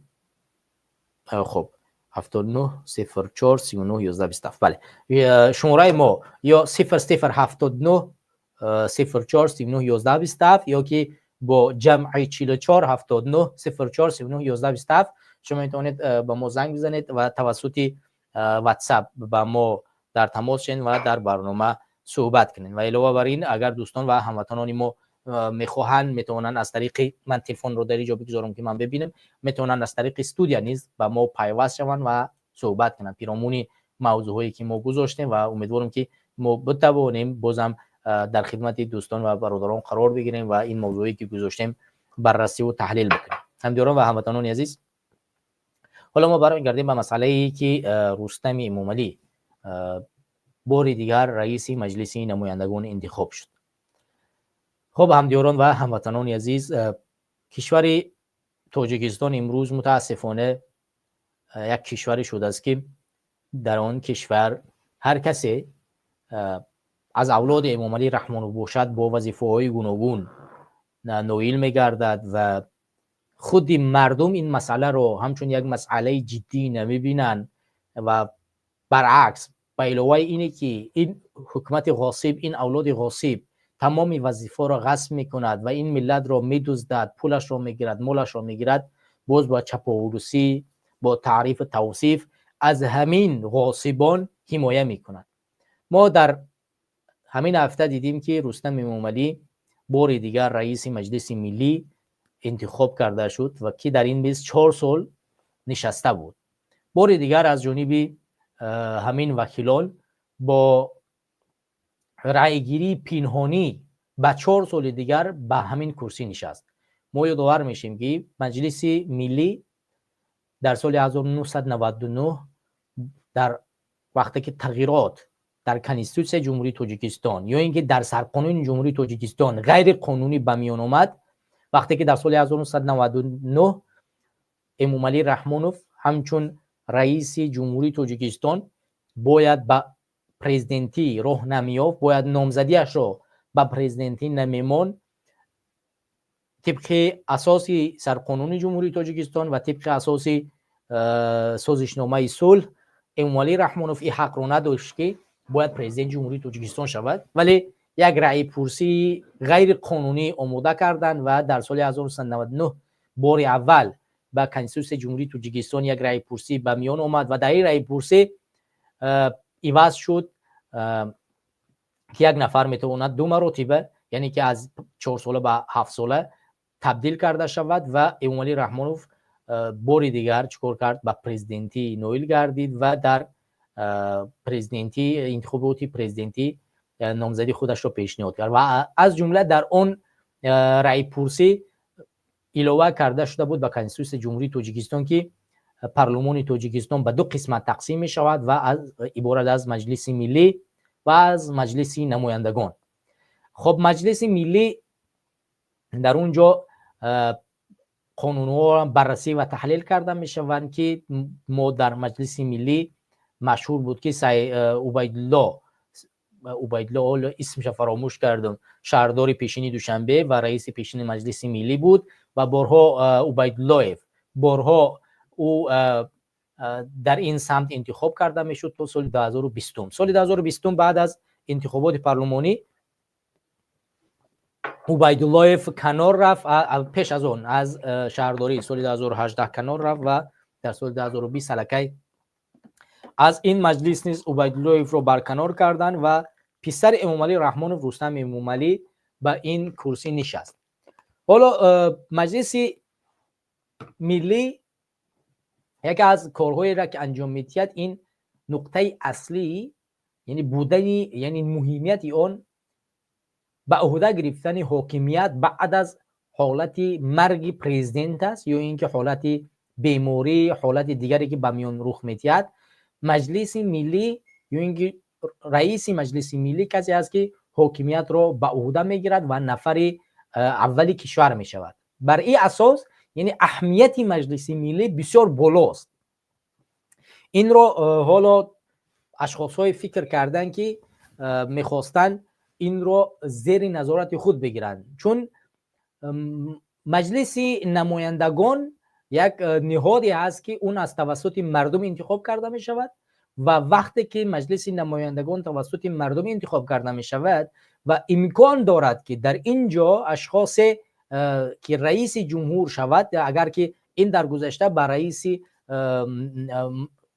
پارلمان مجلس نمایندگان وابستگی داشت و اگر این به مجلس نمایندگان وابستگی می داشت یا اینکه به اصطلاح دیگر مانند امریکا و ایران اگر که چنین یک نظامنامه باشد که به یعنی نفر دوم سروزیر شود، سروزیر کشور نفر دوم شود بعد از مردن یا اینکه کشته شدن پرزیدنت و یا اینکه هر کاری دیگر، در اینجا مشکلات به میان می اومد که از اولاد حکومت گرفته می شود، از یک خانواده از همون شاخه حاکمیت گرفتنی حکومت آسان‌تر می شود. به این خاطر در اینجا اینها یعنی حکومت دیکتاتوری امالی رحمان در سال 1999 علاقه فکر کرده شد بود که باید من مجلس رو به عهده بگیرم و این رو بسازم تا اینکه که در آینده کار کنم بتوانم از این طریق ملت تاجیک و مردم تاجیکستان رو غلامی اولاد خود قرار بدیم و اون رو گذاشت، اون رو تعیین کرد و تشخیص کرد تا زمانی که پسرش آماده شد، سالش به یک جا رسید، اون رو در جایهای گوناگون به وظیفه تامین کرد، تجربه گرفت و او را آخر عمر چیکار کرد؟ رئیس مجلس ملیش کرد و حالا 4 سال از رئیس بدنی رستم امالی در همین وظیفه گذشت. شما چندین قانون ها و بهبودی هایی که در همین سمت انجام داده شد برای بهبود ساختن وضعیت کشور شما نامبر کنید. شما نامبر کنید تا اینه که ما بتوانیم این بهبودی ها را به سمت تمام تاجیکستانیان برسانیم که رستم امالی توانست در همین سمت در طول چند سال به مردم خدمت بکند. شما خدمت های او را برای مردم برسانید که ما بگیم در اینجا که رستم امالی چه خدمت هایی را انجام داد. شما مثلا ناز در کامنتری اما برای شما سوال میکنم بینندگان و هموطنان عزیز و گرامی، آیا رستم امالی در طول 4 سالی همچون رئیس مجلس نمایندگان و رئیس نفر دوم بدن کشور چه کارهایی را انجام داد که شما قانع شدید که رستم امالی میتواند یک کار را انجام بدهد؟ من در اینجا مثال میگم، ما در طول 4 سال فراموش نمیکنیم مثلا اروزا لاتوکوب کردن مهاجران مهنتی، خب کشته شدن چندین نفرات در فدراسیون روسیه توسط فاشیستای روس، وضعیت کراکوس سیتی که در اونجا هزارها تاجیک را اتهام کردن صورت گرفته. خب بازم چند هفته پیش اونها را به جرم یعنی به اتهام اثبات کردن و گفتن که اونها گناهکارن، فدراسیون روسیه این کار را کرد. یعنی هر کارهایی که انجام داده شد در داخل وطن در بودن در زمانی که مجلس نفر دوم کشور بود، دلیر امالی، عبدالله غربتی، زوقیبت سعید امینی و دههای دیگر زندان شدند، هیچ واکنش نشان داده نشد. اینو در شهر دوشنبه بودن، هم رئیس شهر دوشنبه بود و هم رئیس مجلس ملی. ما دیدیم که یگان کاری را در اینجا انجام نداد. همین انسان از دیدی من هیچ کاری را نکرد که ما بگیم که همین انسان میتواند یک کاری را انجام بده، بلکه در سطح فساد، فحش و فحشا، در سطح بهره کردن مردم، در سطح ایجاد کردن تالارهای کنسرتی، تالارهای فحش و فحشا، دیسکوتک سازی، در سطح دزدی و بهتر ساختن وضعیت دزدی خانوادگی و خویشاوندان خود، آماده کردن تیم دزدهای خود، در این سمت پیشرفت کرد. در این سمت خیلی پیشرفت کرد.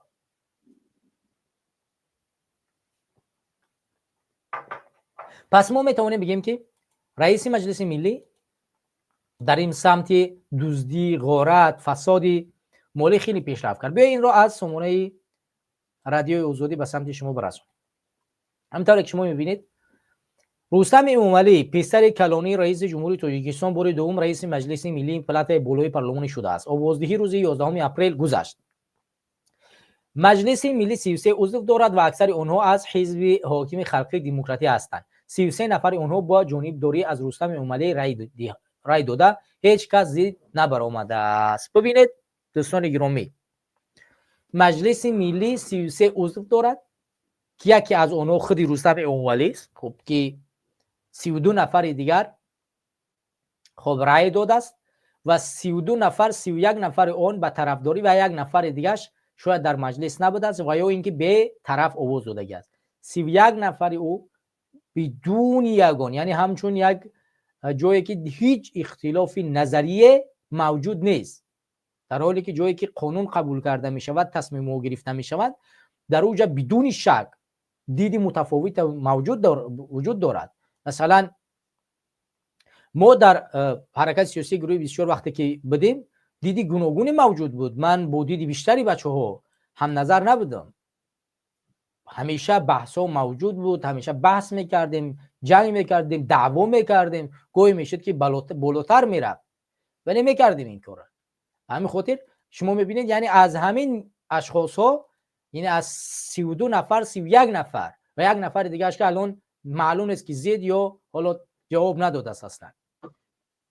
این نشاندادی چی است؟ نشاندادی ساختنی یک دولتی که در اون دولت فقط یک حکومت و یک خانواده که از جانب یک اولاد از جانب علی رحمانوف پسراش غصب کرده شده است اداره کرده می شود و هر کسی که در این حکومت میآید باید کی باشد؟ رحیم زاده باشد، شریف زاده باشد، فلانی زاده باشد و کسی که فقط غلام زاده خانواده علی رحمانوف.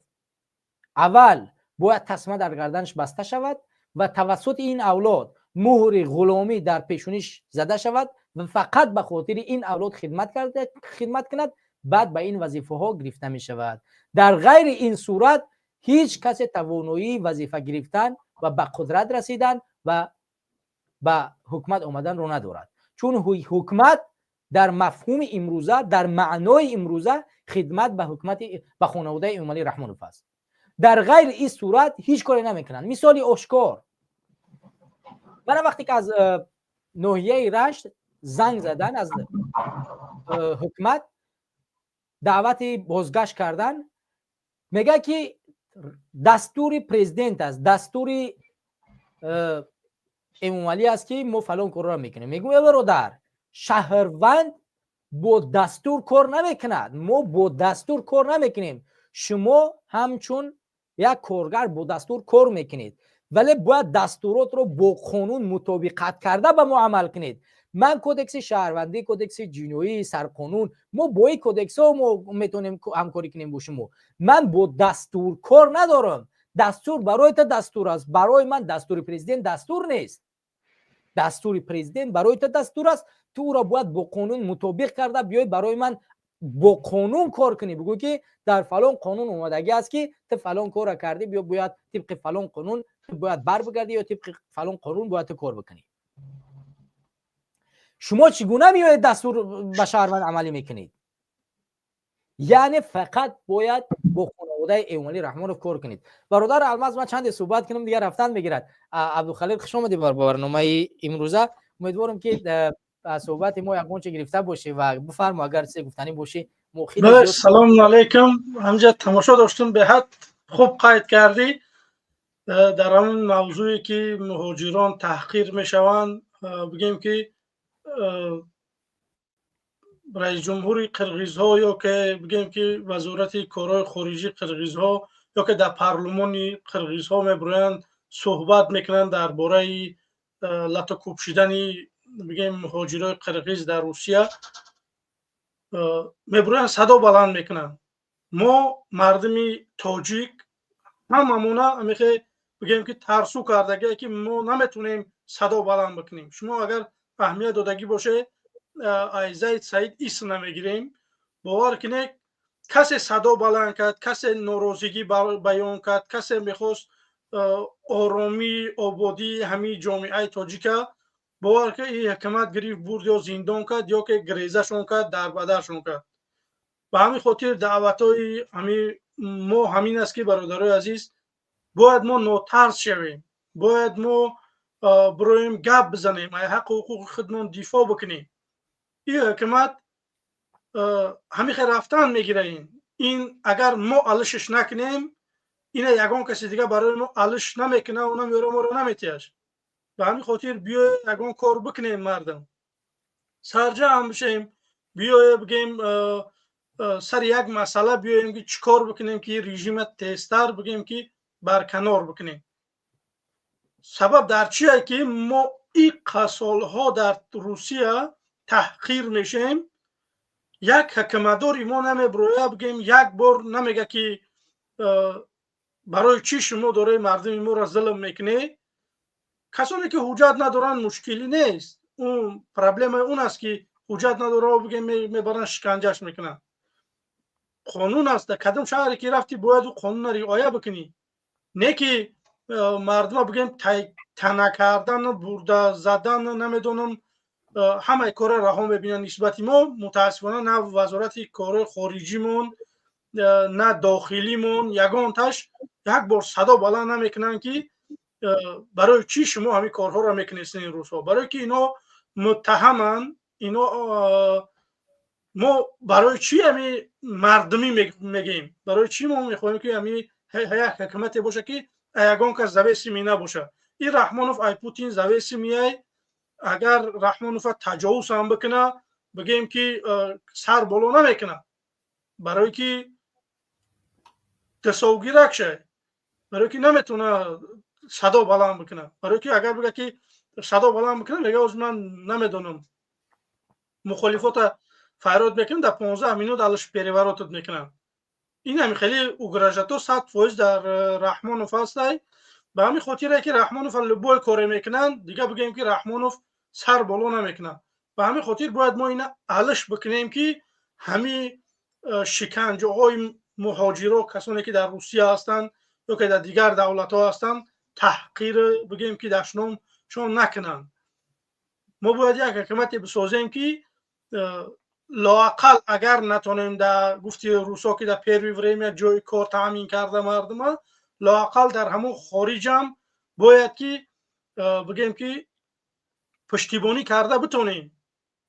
ما برای چی چند بارها در برنامه ها میگیم که قرقیزستان در همه باره بگیم که ای ما زور است، ما که خودمون نمیگیریم با اروپا و امریکا مقایسه نمیکنیم، با همون آسیا مقایسه میکنیم، اما قرقیزستان و تاجیکستان 1000 بار خوبتره. نگاه کنید که اقتصادی، اجتماعی، فرهنگی همه طرف ما بالا، زمین شما ما مایده، نسلین شما ما مایده، بودجه شما کلونه. باور کنید یک مرتبه بدره بودجه قرقیزستان و بودجه تاجیکستان رو ببینید که چند خواهد. مثال اویلکوی و را نگاه کنیم، اویلکوی ما را نگاه کنیم، نفقه اونها را نگاه کنیم، نفقه ما را، آزادی سخنی و را نگاه کنیم، آزادی سخنی ما را. به همین خاطره که حکومت آزادی نداد به این ملت، داره بگیم که ولاست بود میکنه. به همین خاطر برادر عزیز خواهش همین است که به طرف نباشه، فکر نظرها تو از زیرای نوارها بنویسید، بمونه لایکاتون که سبب زیاد شدن بینندگان بگرده، بازم به طرف نباشه. باید که هر کس فکر نظری خودشه در هر جا برای بگه. یا عبدالخلیل ببین عضو هست عبدالخلیل. بله ببین همین قرقیز ها در سال 2020 در بین 2020 2019 وقتی 2019 انتخابات در قرقیزستان، در انتخابات فساد با وجود اومد و مردم رأی خریدن. اون زمان جونی بیگ بود به نظر من اگر اشتباه نکنم پرزیدنت شو و واقعا بعد از او اومده بود با روسیه گفتگو کرد و گفت که من حکومتی چی میکنم، یعنی زیر تابع روسیه و کاملا زیر تابع و هیچ گونه مثلا آینده که نمیشود و به حد ظلم زیاد کرده در دست اولیگارخوی مثل تاجیکستان حکومت خورد. وقتی که در قرقیزی ها یک در روسیه همین مهاجرای مهنتی قرقیز در روسیه یک فلش موب باز کردن که ما برمیگردیم انقلاب میکنیم. فهمیدی؟ سال 2020 وقتی که اینا برگشتن روز 5 اکتبر سال 2020 اینا آغاز کردن انقلاب و به میدان بر اومدن. یک باره روز 5 بر اومدن تا روز 16 یعنی فکر که در 10 روز یا 11 روز یک حکومت کاملا سرنگون کردن، همشه از بین بردن. کسایی که در زندان بودن به عنوان پرزیدنت امروزه این رئیس کمیته امنیت ملی شو و ده ها کسای دیگه از زندان آزاد کردن و اونا رو آوردن در سر قدرت موندن در مدت 10 روز 11 روز. این انقلاب مردم بگونه نکردن. این انقلاب خود قرقیزها نپذیرفتن. همین ظلم دیدن که جونی بیگ به طرفداری روسیه در نسبت در روسیه ظلم می شود، انتخاباتش دزدیده می شود. ما امروز دعوا میکنیم که ما تاجیک ها فرهنگ داریم، ما تاجیک ها علم داریم، ما تاجیک ها استادهای قرقیز ها هستیم. این دعوا رو ما میکنیم که قرقیز ها رو ما مسلمان کردیم، ما استاد قرقیز ها هستیم، این سرزمین ماست، ما قرقیز ها رو اینجا آوردیم و اینا شاگردای ما هستند و ما از دیدگاه علمی، از دیدگاه فرهنگی، از دیدگاه نژادی و از همه بالاتر از قرقیز ها هستیم. این ایده ها را میکنیم دیگه. پس چرا یک قرغیز میتونه در وطن خودش انقلاب بکنه 5-6 بار و مخصوصا سال 2020 این انقلاب انجام بده و دولت جدید تشکیل بکنه که امروز واکنش نشان میده، از ملتش دفاع میکنه، برای برقرار کردن مشکلات سرحد 3 سال 4 سال به تاجیکستان هیچ روابط نکرد تو اینه که منافع ملیش در نظر گرفته شود، مردمش اذیت نکشن، کشته نشون. ولی حکومت ما چی؟ چرا؟ چون مردمی نیست. باز به علاوه همه همین کی قمجیبک توشاєв در پارلمان اومد با همین وکیلاشو گفتگو کرد، تمامی چیزای سیریه که در همین مرز بود آشکار گفتیم ما این فلان فلان فلان فلان چیزا بعد فلان جورا دادیم فلان چیزا گرفتیم. کدام وکیلی تاجیکستان رئیس کمیته امنیت ملی ما سید مومن یتیمov یگان گزارش داد برای همین ملت؟ اگر بد نشوه، یعنی بد نگیم، ملت تخمی اونو هیچ ارزش ملت برای همونو نداره. یگان ارزش ملت برای سید مومن یتیمov، برای رستم امامعلی، برای امامعلی رحمانوف، برای اینها ندارد.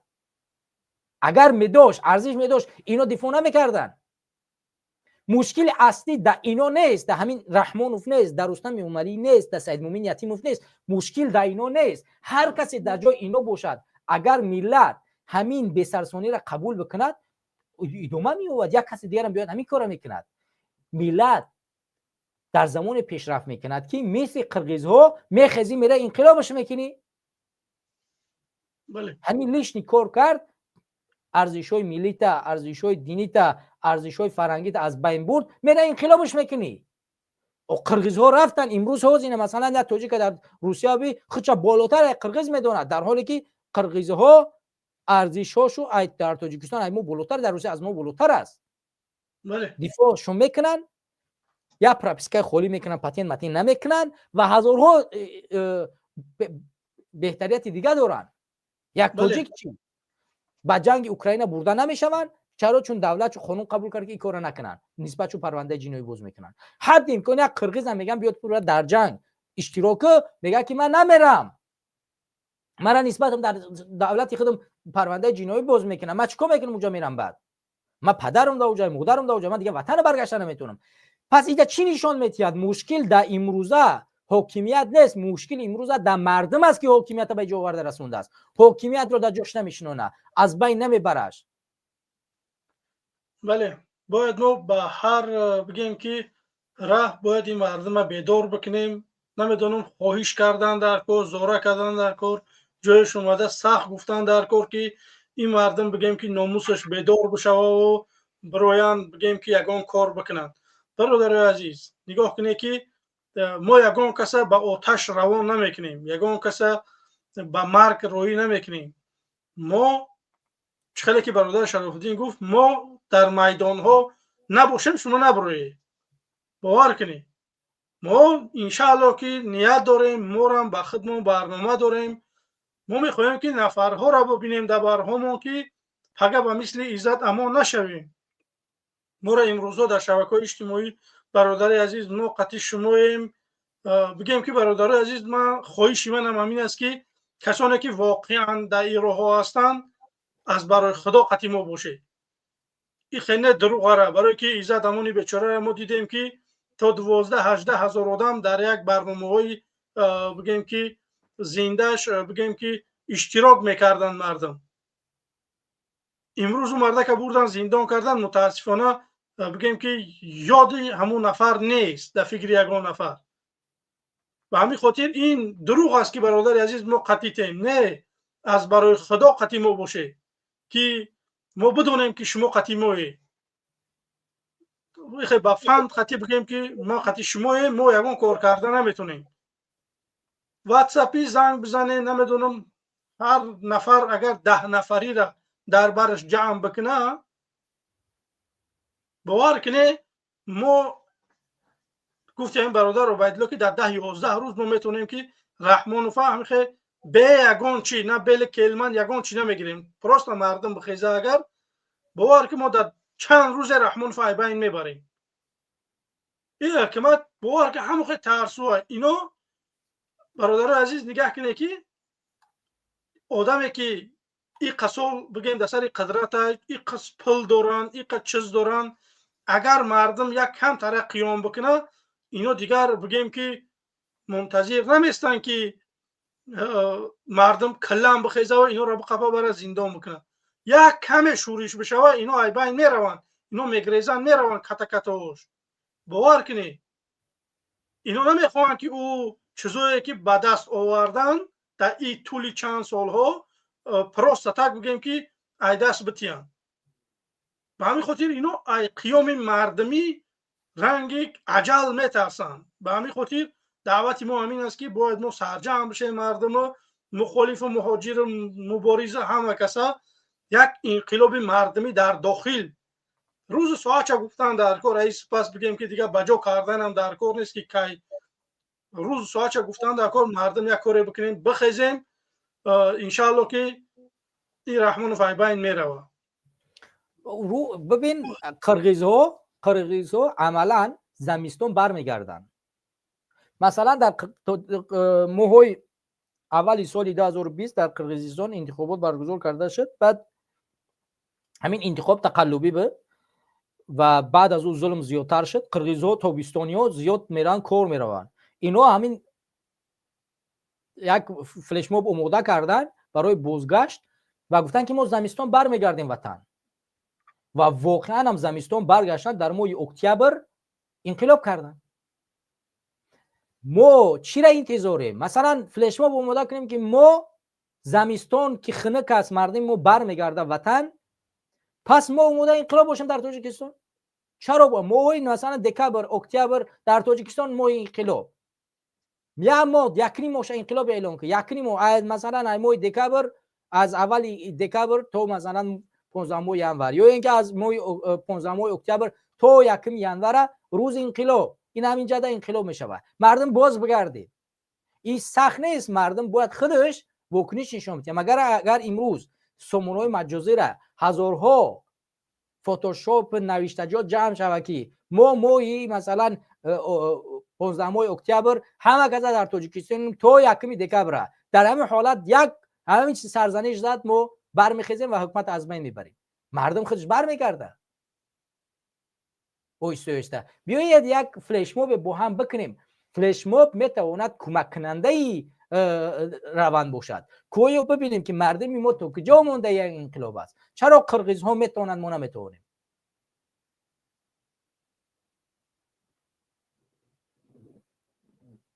همین مسئله رخشانه حکیم و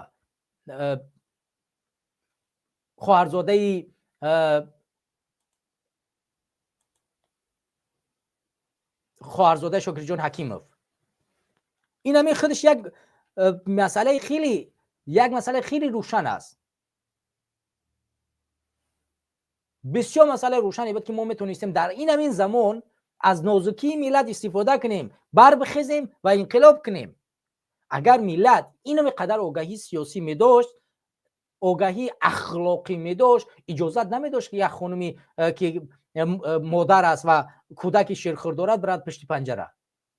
یگان ملت را نمیپذیرد و ملت ما را میره نمیپذیرد. بلکه ما پراکنده ایم، بلکه ما با گپ یکدیگر اعتماد نداریم، بلکه ما نمیخواهیم سرجم شیم. باید بربخیزیم، سرجمعی و اتحادی خود را بربگردانیم و مبارزه ببریم. دوستان و هموطنان عزیز، این سه موضوعی بود که ما صحبت کردیم و در موضوع برگشتن و انقلاب کردن ما در هر برنامه کمی صحبت خواهیم کرد و این موضوع را این طور نمیگذاریم، چون بازگشت ما و انقلاب ما در تاجیکستان یک مسئله مهمی خواهد بود و ما هر هفته در همین مسئله یک قطعه صحبت میکنیم تو اینه که روند بازگشت را به تاجیکستان آماده بسازیم تا ملت و مردم مطمئن شود که ما باز میگردیم و به این روند چکار کنن بپیوندن. و به همین طریق من دیگر زیاد صحبت نمیکنم. برادر عبدالخلیق اگر آخر سخن نداشته باشی اجازه بدید تختم دیگه بعد برنامه با صحبت داری دیگه منم اویسته صحبت نه من اینجا یک نیاجد نجقیدم ای استریم برمدم برفتم. خب چی گفتنی؟ من دعوت همین است که برادرای عزیز به طرف نباشه، در برنامه ها فعال باشه، بیای فکر نظرهاتون بگیم که فکر نظرهاتون بنویسین. کسانی که عذر داره نمیتونین بگیم در استریم وارد شده، رقم‌های واتساپی هست، بگیم دیگه طرز ها هست که بدروی شما صحبت بکنی. ما صحبت ترس ما را بین میبره. ما اگر صحبت بکنیم با همدیگر، نمیدونم بشناسیم همدیگر را، باور کنیم ما کمی پیشتر انقلاب میکنیم. به همین خاطر برادرای عزیز بی‌طرف نباشه، بگیم که در آب نشیدنتون و در لایک موندنتون و در فکر نظرهاتون نوشتن، انشالله به امید پیروزی بگیم که انشالله که یک روز ما سربلند میشیم. باقی خدا نگهبانتون. سلام علیکم. زنده باش. تشکر از اشتراک در برنامه. امیدوارم که انشالله بازم در برنامه بعدی بتونیم صحبت کنیم. زنده باشید برادر. تشکر. خدا نگهبان. زنده باش. این دوستی ما در اینجا نوشتن که у таджиков нет духа для митингов. Киргизы, они другие люди. Они знают свои праву. گوش کن برادر عزیز گرامی. تو تا حال تاجیک رو نشناختی. تاجیک واقعا زمانی که در مقابل این کشورها میجنگید، در مقابل ظلم میجنگید، حالا قرقیز از سر بالا نکرده بود. فوزیل مخزوم سالها در مقابل شوروی که تمام دولت‌ها رو زیر نفوذ خود داشت میجنگید. دهه 80 تا 90 مردم تاجیک بیدارترین مردم، آگاهترین مردم آسیای مرکزی بودن. وقتی که مردم تاجیک به میدان بر اومدن، وقتی که مردم تاجیک در سال 1992 91 اعتراض ها را تشکیل کردن، شعارها را بیان کردن، هیچ کشور چنین کارها را انجام نداد. ولی بیداری ما را چیکار کردن؟ اینا شکست دادن. همون روحیه ما را، دانش ما را، دانشمندان ما را از بین بردن. شما در همین دوران جنگ شهروندی ببینید هزارها دانشمندی ما بدون یگان دلیل کشته شدن. هزارها فرزند جسور این کشور بدون یگان دلیل کشته شدن. اسمتچه یادتون نیست؟ همین جوانای کلابی که در مقابل فرانت خلقی برآمدن و فرانت خلقی را اتهام زدن که شما مردم رو بیگناه میکشید، شما نفرای روسیه هستید و این همینا رو کی کشت؟ همینا رو چرا به قتل رساندن؟ به خاطری که بیداری مردم، بیداری سیاسی، بیداری اخلاقی مردم از بین برود، دانش فرهنگ از بین برود. این ملت نیاز عین حال به ما و شما دارد که تا اینه که این جسارت رو در دلش دوباره جا کنیم که توانایی دیگرگونی را دارید. شما پدرای شما داشتن و شما رو هم دارید. در خون و رگ شما این است که شما باید آزادانه و شرفمندانه زندگی کنید. این بیداری که امروز در قرقیزی ها هست 100 سالها در وجود ما هست، ولی امروز ترس بالای بیداری ما و شما را گرفته است. ما مفهوم ملت خودمون، مفهوم فرهنگ خودمون، مفهوم ارزش های خودمون گم کردیم.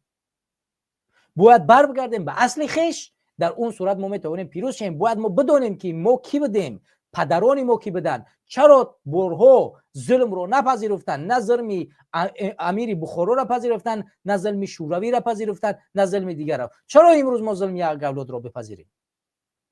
این نقطه رو باید بالاش فکر کنیم و در برنامه آینده انشالله پیرامون این موضوع برمیگردیم و هر هفته در این موضوع کوتاه‌تر صحبت میکنیم و کوشش میکنیم که برای بازگشت تاجیکستان آماده میشیم. تاجیکستان یگانه کشور است برای تاجیکان و پناه تاجیکان و برای دفاع او باید ما مبارزه ببریم. آینده تاجیکستان رو خودمون به دست خودمون بسازیم. آینده این سرزمین، آینده این روند به دست ماست. ما تاجیک ها آینده کشور، آینده آسیای مرکزی، آینده پیشبردی این تاجیکایی هستیم که امروز پراکنده می روند. اگر این امید از بین برود، اگر ما نتوانیم منتظر باشد که ما از بین می رویم. این دو برادر رو قبول میکنه و برنامه رو خداحافظی میکنیم. برادر سردار بفرمایید. سلام علیکم. سلام علیکم و رحمت الله و برکاته. اکبر باید امیدوارم خوب هستید. زنده و سلامت باشین برادر. شما رو امیدوارم تنسیت سلامت باشین. الحمدلله خدا باشکر. هزار رحمت. و واسه گپ آخر برنامه با فکرم اگر بله برادر. بله بله. من همه گپاتو گوش کردم و тамошо кардам. воқеан дар ҳамаи фикри ақидаи шумо ман хуш ҳастам. хайр аз охири барнома вақтам зиёд намегирам. ҳамеқа гуфтанӣ ҳастам ки аллоҳ ҳифз кунад ва сояи шуморо аз сари мо кам накунад. иншоалло ки дар ҳаққон дуогӯем. زنده و ассалому سلامت алайкум باشین. ва سلام баракатуҳ. дар علیکم. барномаи оянда ва баъд аз ӯ суҳбат мекунем. حتما ان شاء الله برادر. زنده و سلامت باشین. иншоалло. زنده باشین. برادر حق بفرمایید دوستی گرامی. حق. مردم تاجیک اگه گفتن مردم تاجیک وقتی اجویا شدن وقتی یگان کار کردن اومد ما باید دیگه نترسیم. چی داریم و یگان چی نداریم. اما چیزمون نگرفتن. جوانو را گفتن ما چی میترسیش؟ نه جنگ دیده نه حالتهای وزمین دیدگی. شما آینده این ملت این دولت حاضی همین دولت ملت در خطره. ما باید کار کنیم دولت ملت اینیز شوی نجات بدیم. یک جویا شیم یک دیگر را باور کنیم. آیا گریبان سر براریم و انقلاب تیورگی بینیم. آماده باشیم برای همه حالت ها. بعد از دیگه برادر بایلا صدا است؟ بله بله بفرمایید. بله بله صدا هست بفرمایید. مردم تاجیک که گفتن مردم تاجیک همین کسی که غمتون میتیه، کسی که ظلمتون میکنه، کسی قتلتون میکنه، کسی که تجاوزتون میکنه، نه که مردم تاجیک به تهمت همه خیلی آدم را کدام دفعه که هستین شما مردم تاجیک کدام شهر ناحیه تاجیکستان که هستین همه خیلی آدم را ظالم را قاتل را تجاوزکار را کارمند امنیت کارمند و امکانات کارمند کدام سطح دولتی که نباشه نام فامیل هم خیلی آدم را آچستاشون قطعی میگیرین. در گوگل اکاونت می نویسین، یوتیوب کانال میکشوین و میدروین در همین سایت های مخالفا. امام رحمان دیکتاتور، امام رحمان ظالم، امام رحمان خائن وطن فروش می نویسین. بعد میبینین که چاره همین خیلی آدم ها چی میشوه. تو میدونن که امام رحمان هم خیلی گپا گفتن ممکن نیست. هم خیلی آدم ها امام رحمان خودش میگیره دفع میکنه ای باین تو. یاد بگیریم مردم مبارزه را بکنین 100% همین رزولتات چه حاصلش هم میبینین. ظالم ها چون دفع میشون ای باین شما مردم. بعد از دیگه مردم تاجیک درباره همین لایک کامنت گفتنیم که وقتی که شما مردم تاجیک در گوگل اکانت و تلفناتون نام فامیل اختون می نویسین میدروین در اینجا لایک کامنت میمونین هم چت بینین کسی که کامنت می نویسه همون نامش چیزی که هست در همون گوگل اکانت نامش در همین چت هم میبره. این چیز هم باید فراموش نکنین. هوشیار و دانا و زیرک باشین تا که بدام نرفتین مردم تاجیک. در گوگل اکانت نام فامیل را می نویسی یوتیوب کانال автоматически با نام فامیل شما کشوده میشوه. در جایی که میدروین لایک کامنت میمونه نام فامیل شخصی اختون معلومات شخصی اختون میبره. مردم تاجیک التماس با نام فامیل اختون اون برادر گوگل میشود. اکانت نکشوین. برادر عزیز میشود وقتی گوگل اکانت میشود. برادر عزیز وقتی با گوگل دست اختون بختون مشکلی نیارین. وقتی که شما با امام رحمان سر کار دارین، وقتی که شما با سیاست امام رحمان سر کار دارین، شما باید هوشیار دانا و زیرک باشین تا که بدام نرفتین. در هم اکانتاتون مردم تاجیک چیزی که به شما معقول است نویسه، فقط همون نام و فامیل اختون ننویسه. کسی را که میخواید دیگه لایک میمونی چی کاری که میکنی نمیکنی هیچ کس را پیدا کردن نمیتونه. کسایی را که پیدا میکنن همین روی لایک کامنت او کسا همون نام و فامیل اختون قطعی گوگل اکانت کشودگیان مردم لایک موندگیان نام روی نام فامیلشون او را پیدا کردگیان. برادر عزیز زنده و سلامت کامنت باشید. نویسو را بینین چیزی که همون نامشون های همون خیلی در همون کامنت معلوماتشون میبره. ایستا بفهمین انا همین خیلی شما را پیدا میدن مردم تاجیک. هر یکی شما باید این چیز را بدونه.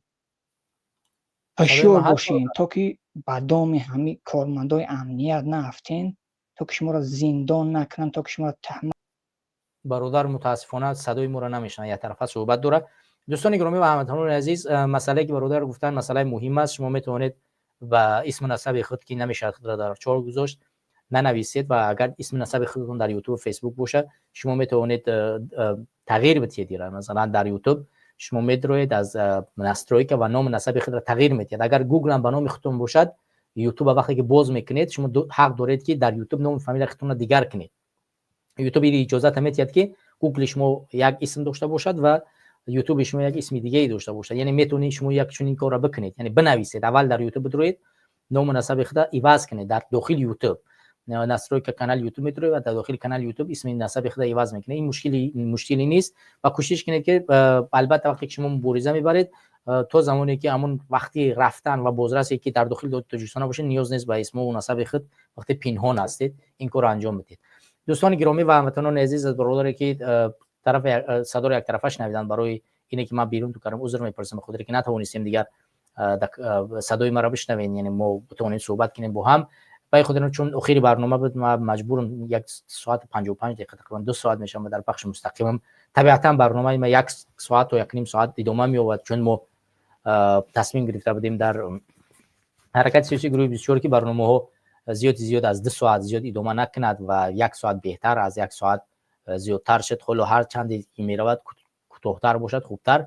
ما با همون برنامه پیش میریم کوشش میکنیم که پیرامونی برنامه ما تو روز نشد. اگرچه موضوع مستقلانه ادامه مبارزه را ادامه میدیم ولی به هر صورت کوشش میکنیم که برنامه‌مون زیاده از 1 نیم ساعت نباشد. اگرچه 2 ساعت شد خیلی عذر میپرسیم ولی کوشش میکنیم که در آینده برنامه رو کمتر کنیم. پیش از اون که خداحافظی کنیم همین اولی که من منتج کردم از برادرمون عزت امان در آخر برنامه یک بار دیگه میگذارمش چه خدمت‌های برادری که در حق مردم کردن دیده شود و ان شاء الله امیدوارم که از شما هم از این نوار پسند بیاد. نواری که از برادر عزت امان حامی حقوق مهاجران مهنتی است یک بار تماشا کنید. اینا ما به مناسبت زود روزش آماده کرده بودم. دیگه کانال‌ها اگرچه گرفتن پرتافتن ولی ما از نوارهایی که عزت امان انجام داده بود هم گرفت یک نواری منتج کرده بودم در سال 2021 بود 22 بود اولین زود روزش در زندان حالا یادم نیست دقیق این ویدیو رو منتج کرده بودم ولی در دیگه کانال ها زیاد چرخ میزند اما دستی من است. من باید خودی بار دیگه برای شما میگذارمش و من خداحافظی میکنم به شما. زنده و سلامت باشید برادر و تشکر که با ما بودید در طول 2 ساعت و حرفای ما رو گوش دادید و صحبت کردید. زنده و سلامت باشید برادر. السلام علیکم و رحمت الله.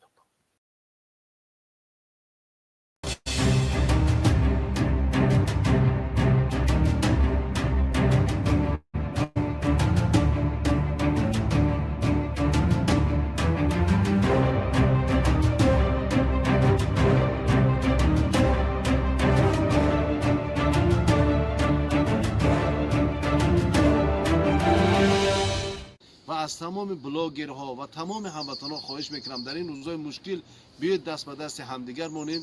دیگه مخالفت‌های سیاسی و نمیدونم فرهنگی و مذهبی را یک طرف مونیم. بسیار وضعیت وزدین است. مردم گرسنه‌اند، تشنه‌اند. باور کنید در یک حالت رقتبار قرار دارند. ما میریم خانه‌های مردم میبینیم. من باری که میبینید شاید همگی برای 2 خانواده باشه. همین مال برای 2 خانواده است. برای که در خانه‌ها 10 نفر 15 نفر 20 نفر هست. حتی خوزی منو با زنگ زدن کودکای خردسال هستند نیاز به شیر دارند و ملود دارند باید همه اینا را گیر آورده برده رسوند. خب امیدوارم که صدای من را میشنوید تشکیل کنید در دیگه شهرها و با کمک هموطنان خودمون ان شاء الله که برسید. خدا این احوال بینید 76 نفر در علمی کارخانه کار کردند. من نگاه کنید برای این کسایی که شما میبینید اینجا یه بار بچه رو ببینید این فقط یک حصه است. حدود 100 نفر همین کار کردن 8 میلیون روبل در همین کارخانه بند شده شدگی است از ماه نوامبر بله ماه سپتامبر اکتبر نوامبر مبلغ نداره. اگر جنگ باشد جنگ میکنیم زدن باشد میزنیم چپکرم باشد چپکرم میکنیم. همه جا برادر حق برای حق تلاش کردن حق گرفتن در کار. فهمیدید اینا هیچ کس نیستن. اینا هیچ کس نیستن. فقط همین توجیه خاطرم خیلی ازدواج سن تمام شما ساعت کسی بیاید یک شقه در همینجا مردنک بزنید. اینا میدونن که توجیه صاحب نداره برای همین کارا میکنه. ان شاء الله که شما صاحب دارید خواهشم هست اول خودم ما هستم اینو بر همین من خواهش میکنم پیش از کار کردن الان خیلی اتحاد کنه متحد باشه همه جوده که رفته بعد تلاش کنه که حق همون پولاتونو بگیره خب سلام گرامی ما در بنیسه کراسنگورسک قرار داریم چند وقت پیش برادرای خوبی ما و شما برادرای تاجیک با شمول 5 نفر مهاجر در یک ماشین در نوریج نشسته در یک صدمه گرفتار شدند. در این صدمه فکرم بسیار از شما میدونید ماشین آتش گرفت 2 نفر از هموطنان ما و شما در این صدمه جان خودشون از دست دادند و 3 نفر دیگه هم در این بنیسه قرار دارند در حالت وزنی ریانیماسیون هستند. انشالله ما حالا بریم از حال برادرها خبر میگیریم باز شما خواهید یعنی روز دوشنبه انشالله ما که محمد روی در تاجیکستان رو کنیم 3 بلیت گرفتن در کار بعد در تاجیکستان هم یعنی تبابتی دراز مدت نیاز دارد محمد روی تولد 98 است این برادر تولدش 98 است بچه جوان است نیاز به کمک ما و شما دارد. من از شما خواهش میکنم کاری کنیم که حداقل 2 نفر از دست دادیم ما علاقه در این صدمه 2 نفر از دست دادیم و نفر زنده محمد راید است. انشاءالله کاری کنیم که این جوان برپا خیزد انشاءالله باز در خدمت پدر مادر در خدمت وطن در خدمت ملت شود انشاءالله و برای ما شما ثواب رسد. 54 نفر من هم خیلی تروداوی دگوار دارم 54 نفر 3 ماه یعنی زمستان کار کردیم 3 ماه زمستان کار کردیم ولی یک تیم پول نگرفتیم. قرض کمپانی نزد شهروندای تاجیکستان داد 3 میلیون روبل. تصور کنید که یک کمپانی که من هم شتاب کوارتیر دارد 6 ماه باز پول بچه‌ها را نمی‌تیاد. بچه‌ها زمستان کار کردند ماه نوامبر دکبر ینور خنک‌ترین ماهای زمستان در کار کردیم ولی پول گرفتن نمیتونن. اینا را فوتبال میکنن اینا میگن پروکراتور از پروکراتور اینسپکسیا و مراجعه کردن به کنسولگری تاجیکستان و خدمات مهاجرت تاجیکستان با ما هیچ کمک نکرده است. بنابر همین اونا به مرکز تاجیکستان مراجعه کردن و من رهبر مرکز تاجیکستان امروز آمدم به این آفیس با چی میگن начальник службы безопасности این کمپانی اندری واسیلیویچ وا خوردم تمام صحبتامو نکردیم. خود начальник службы безопасности برای ما وعده داد که در طول 2 روز یعنی مشکل بچه‌ها حل می‌شود. معلوم میکنن که برای چی بچه‌ها پول نگرفتن و پول بچه‌ها داده می‌شود. فقط رحمت میگم به همین برادر اکای عزت امون سلامت مینداری خودمون بیان میکنیم که مشکل ما رو خیلی آسان کرد. ما باور کنید خیلی میندار زیادی یعنی کار خیلی میندار. من از کنسولگری خواهش میکنم ده کار با کاغذبازی حل نمی‌شود. یعنی ما زنگ زدیم پروکراتور را اینسپکسیا را حل نمی‌شود. زحمت کشیده آمدن در کار زحمت کشیده درآمده قطعی اینا گپ زدن در کار این پول 3 میلیون مبلغ اینا نمیتونن پروست تک گیرن گوان که ما تاجیک گیر اینا برای اومدن در کار همون کرسی ها را کم ترک خنک کردن در کار یک کم تر دنبای روغنی را برداشته آب کردن در کار رفتن در کار. از کنسولگری و از خدمات و از سفارت ما همین خواهش داریم. تمام من این شهروندا را ببینید به خدا قسم گشته و تشنه چیزی ندارن خوردنی پول پاتنتاشون سوخت. من داوده پول دارم.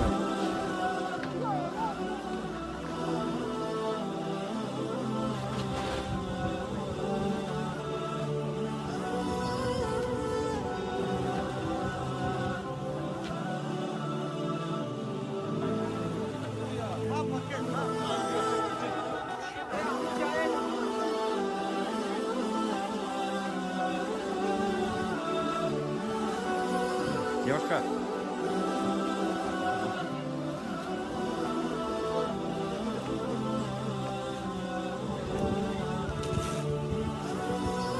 Акай, пушти, акай, али муши, вайда, акай, али. Да, пушти, муши, акай, бек, кидай. Акай, али, акай, провай.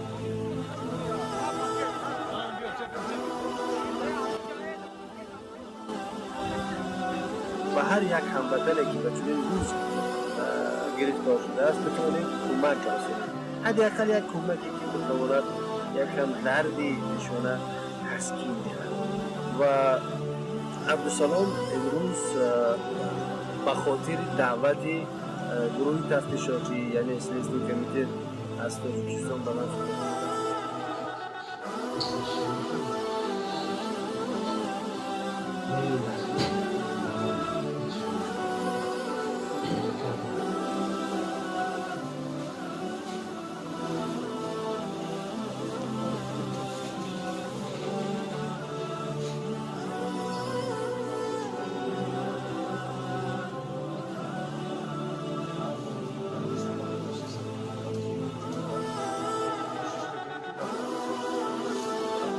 من از دوستان خواهش میکنم ما نقطه های کمکدهی در شهر دمادیدما و شولکова باز کردیم.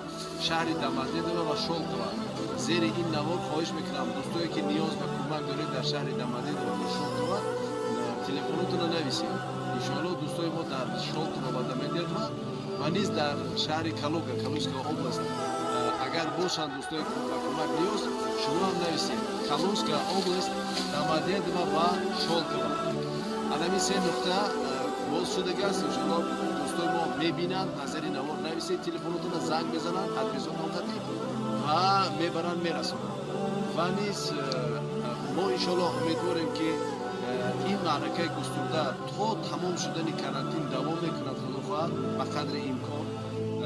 تا امروز ما حدود 300 خانواده کمک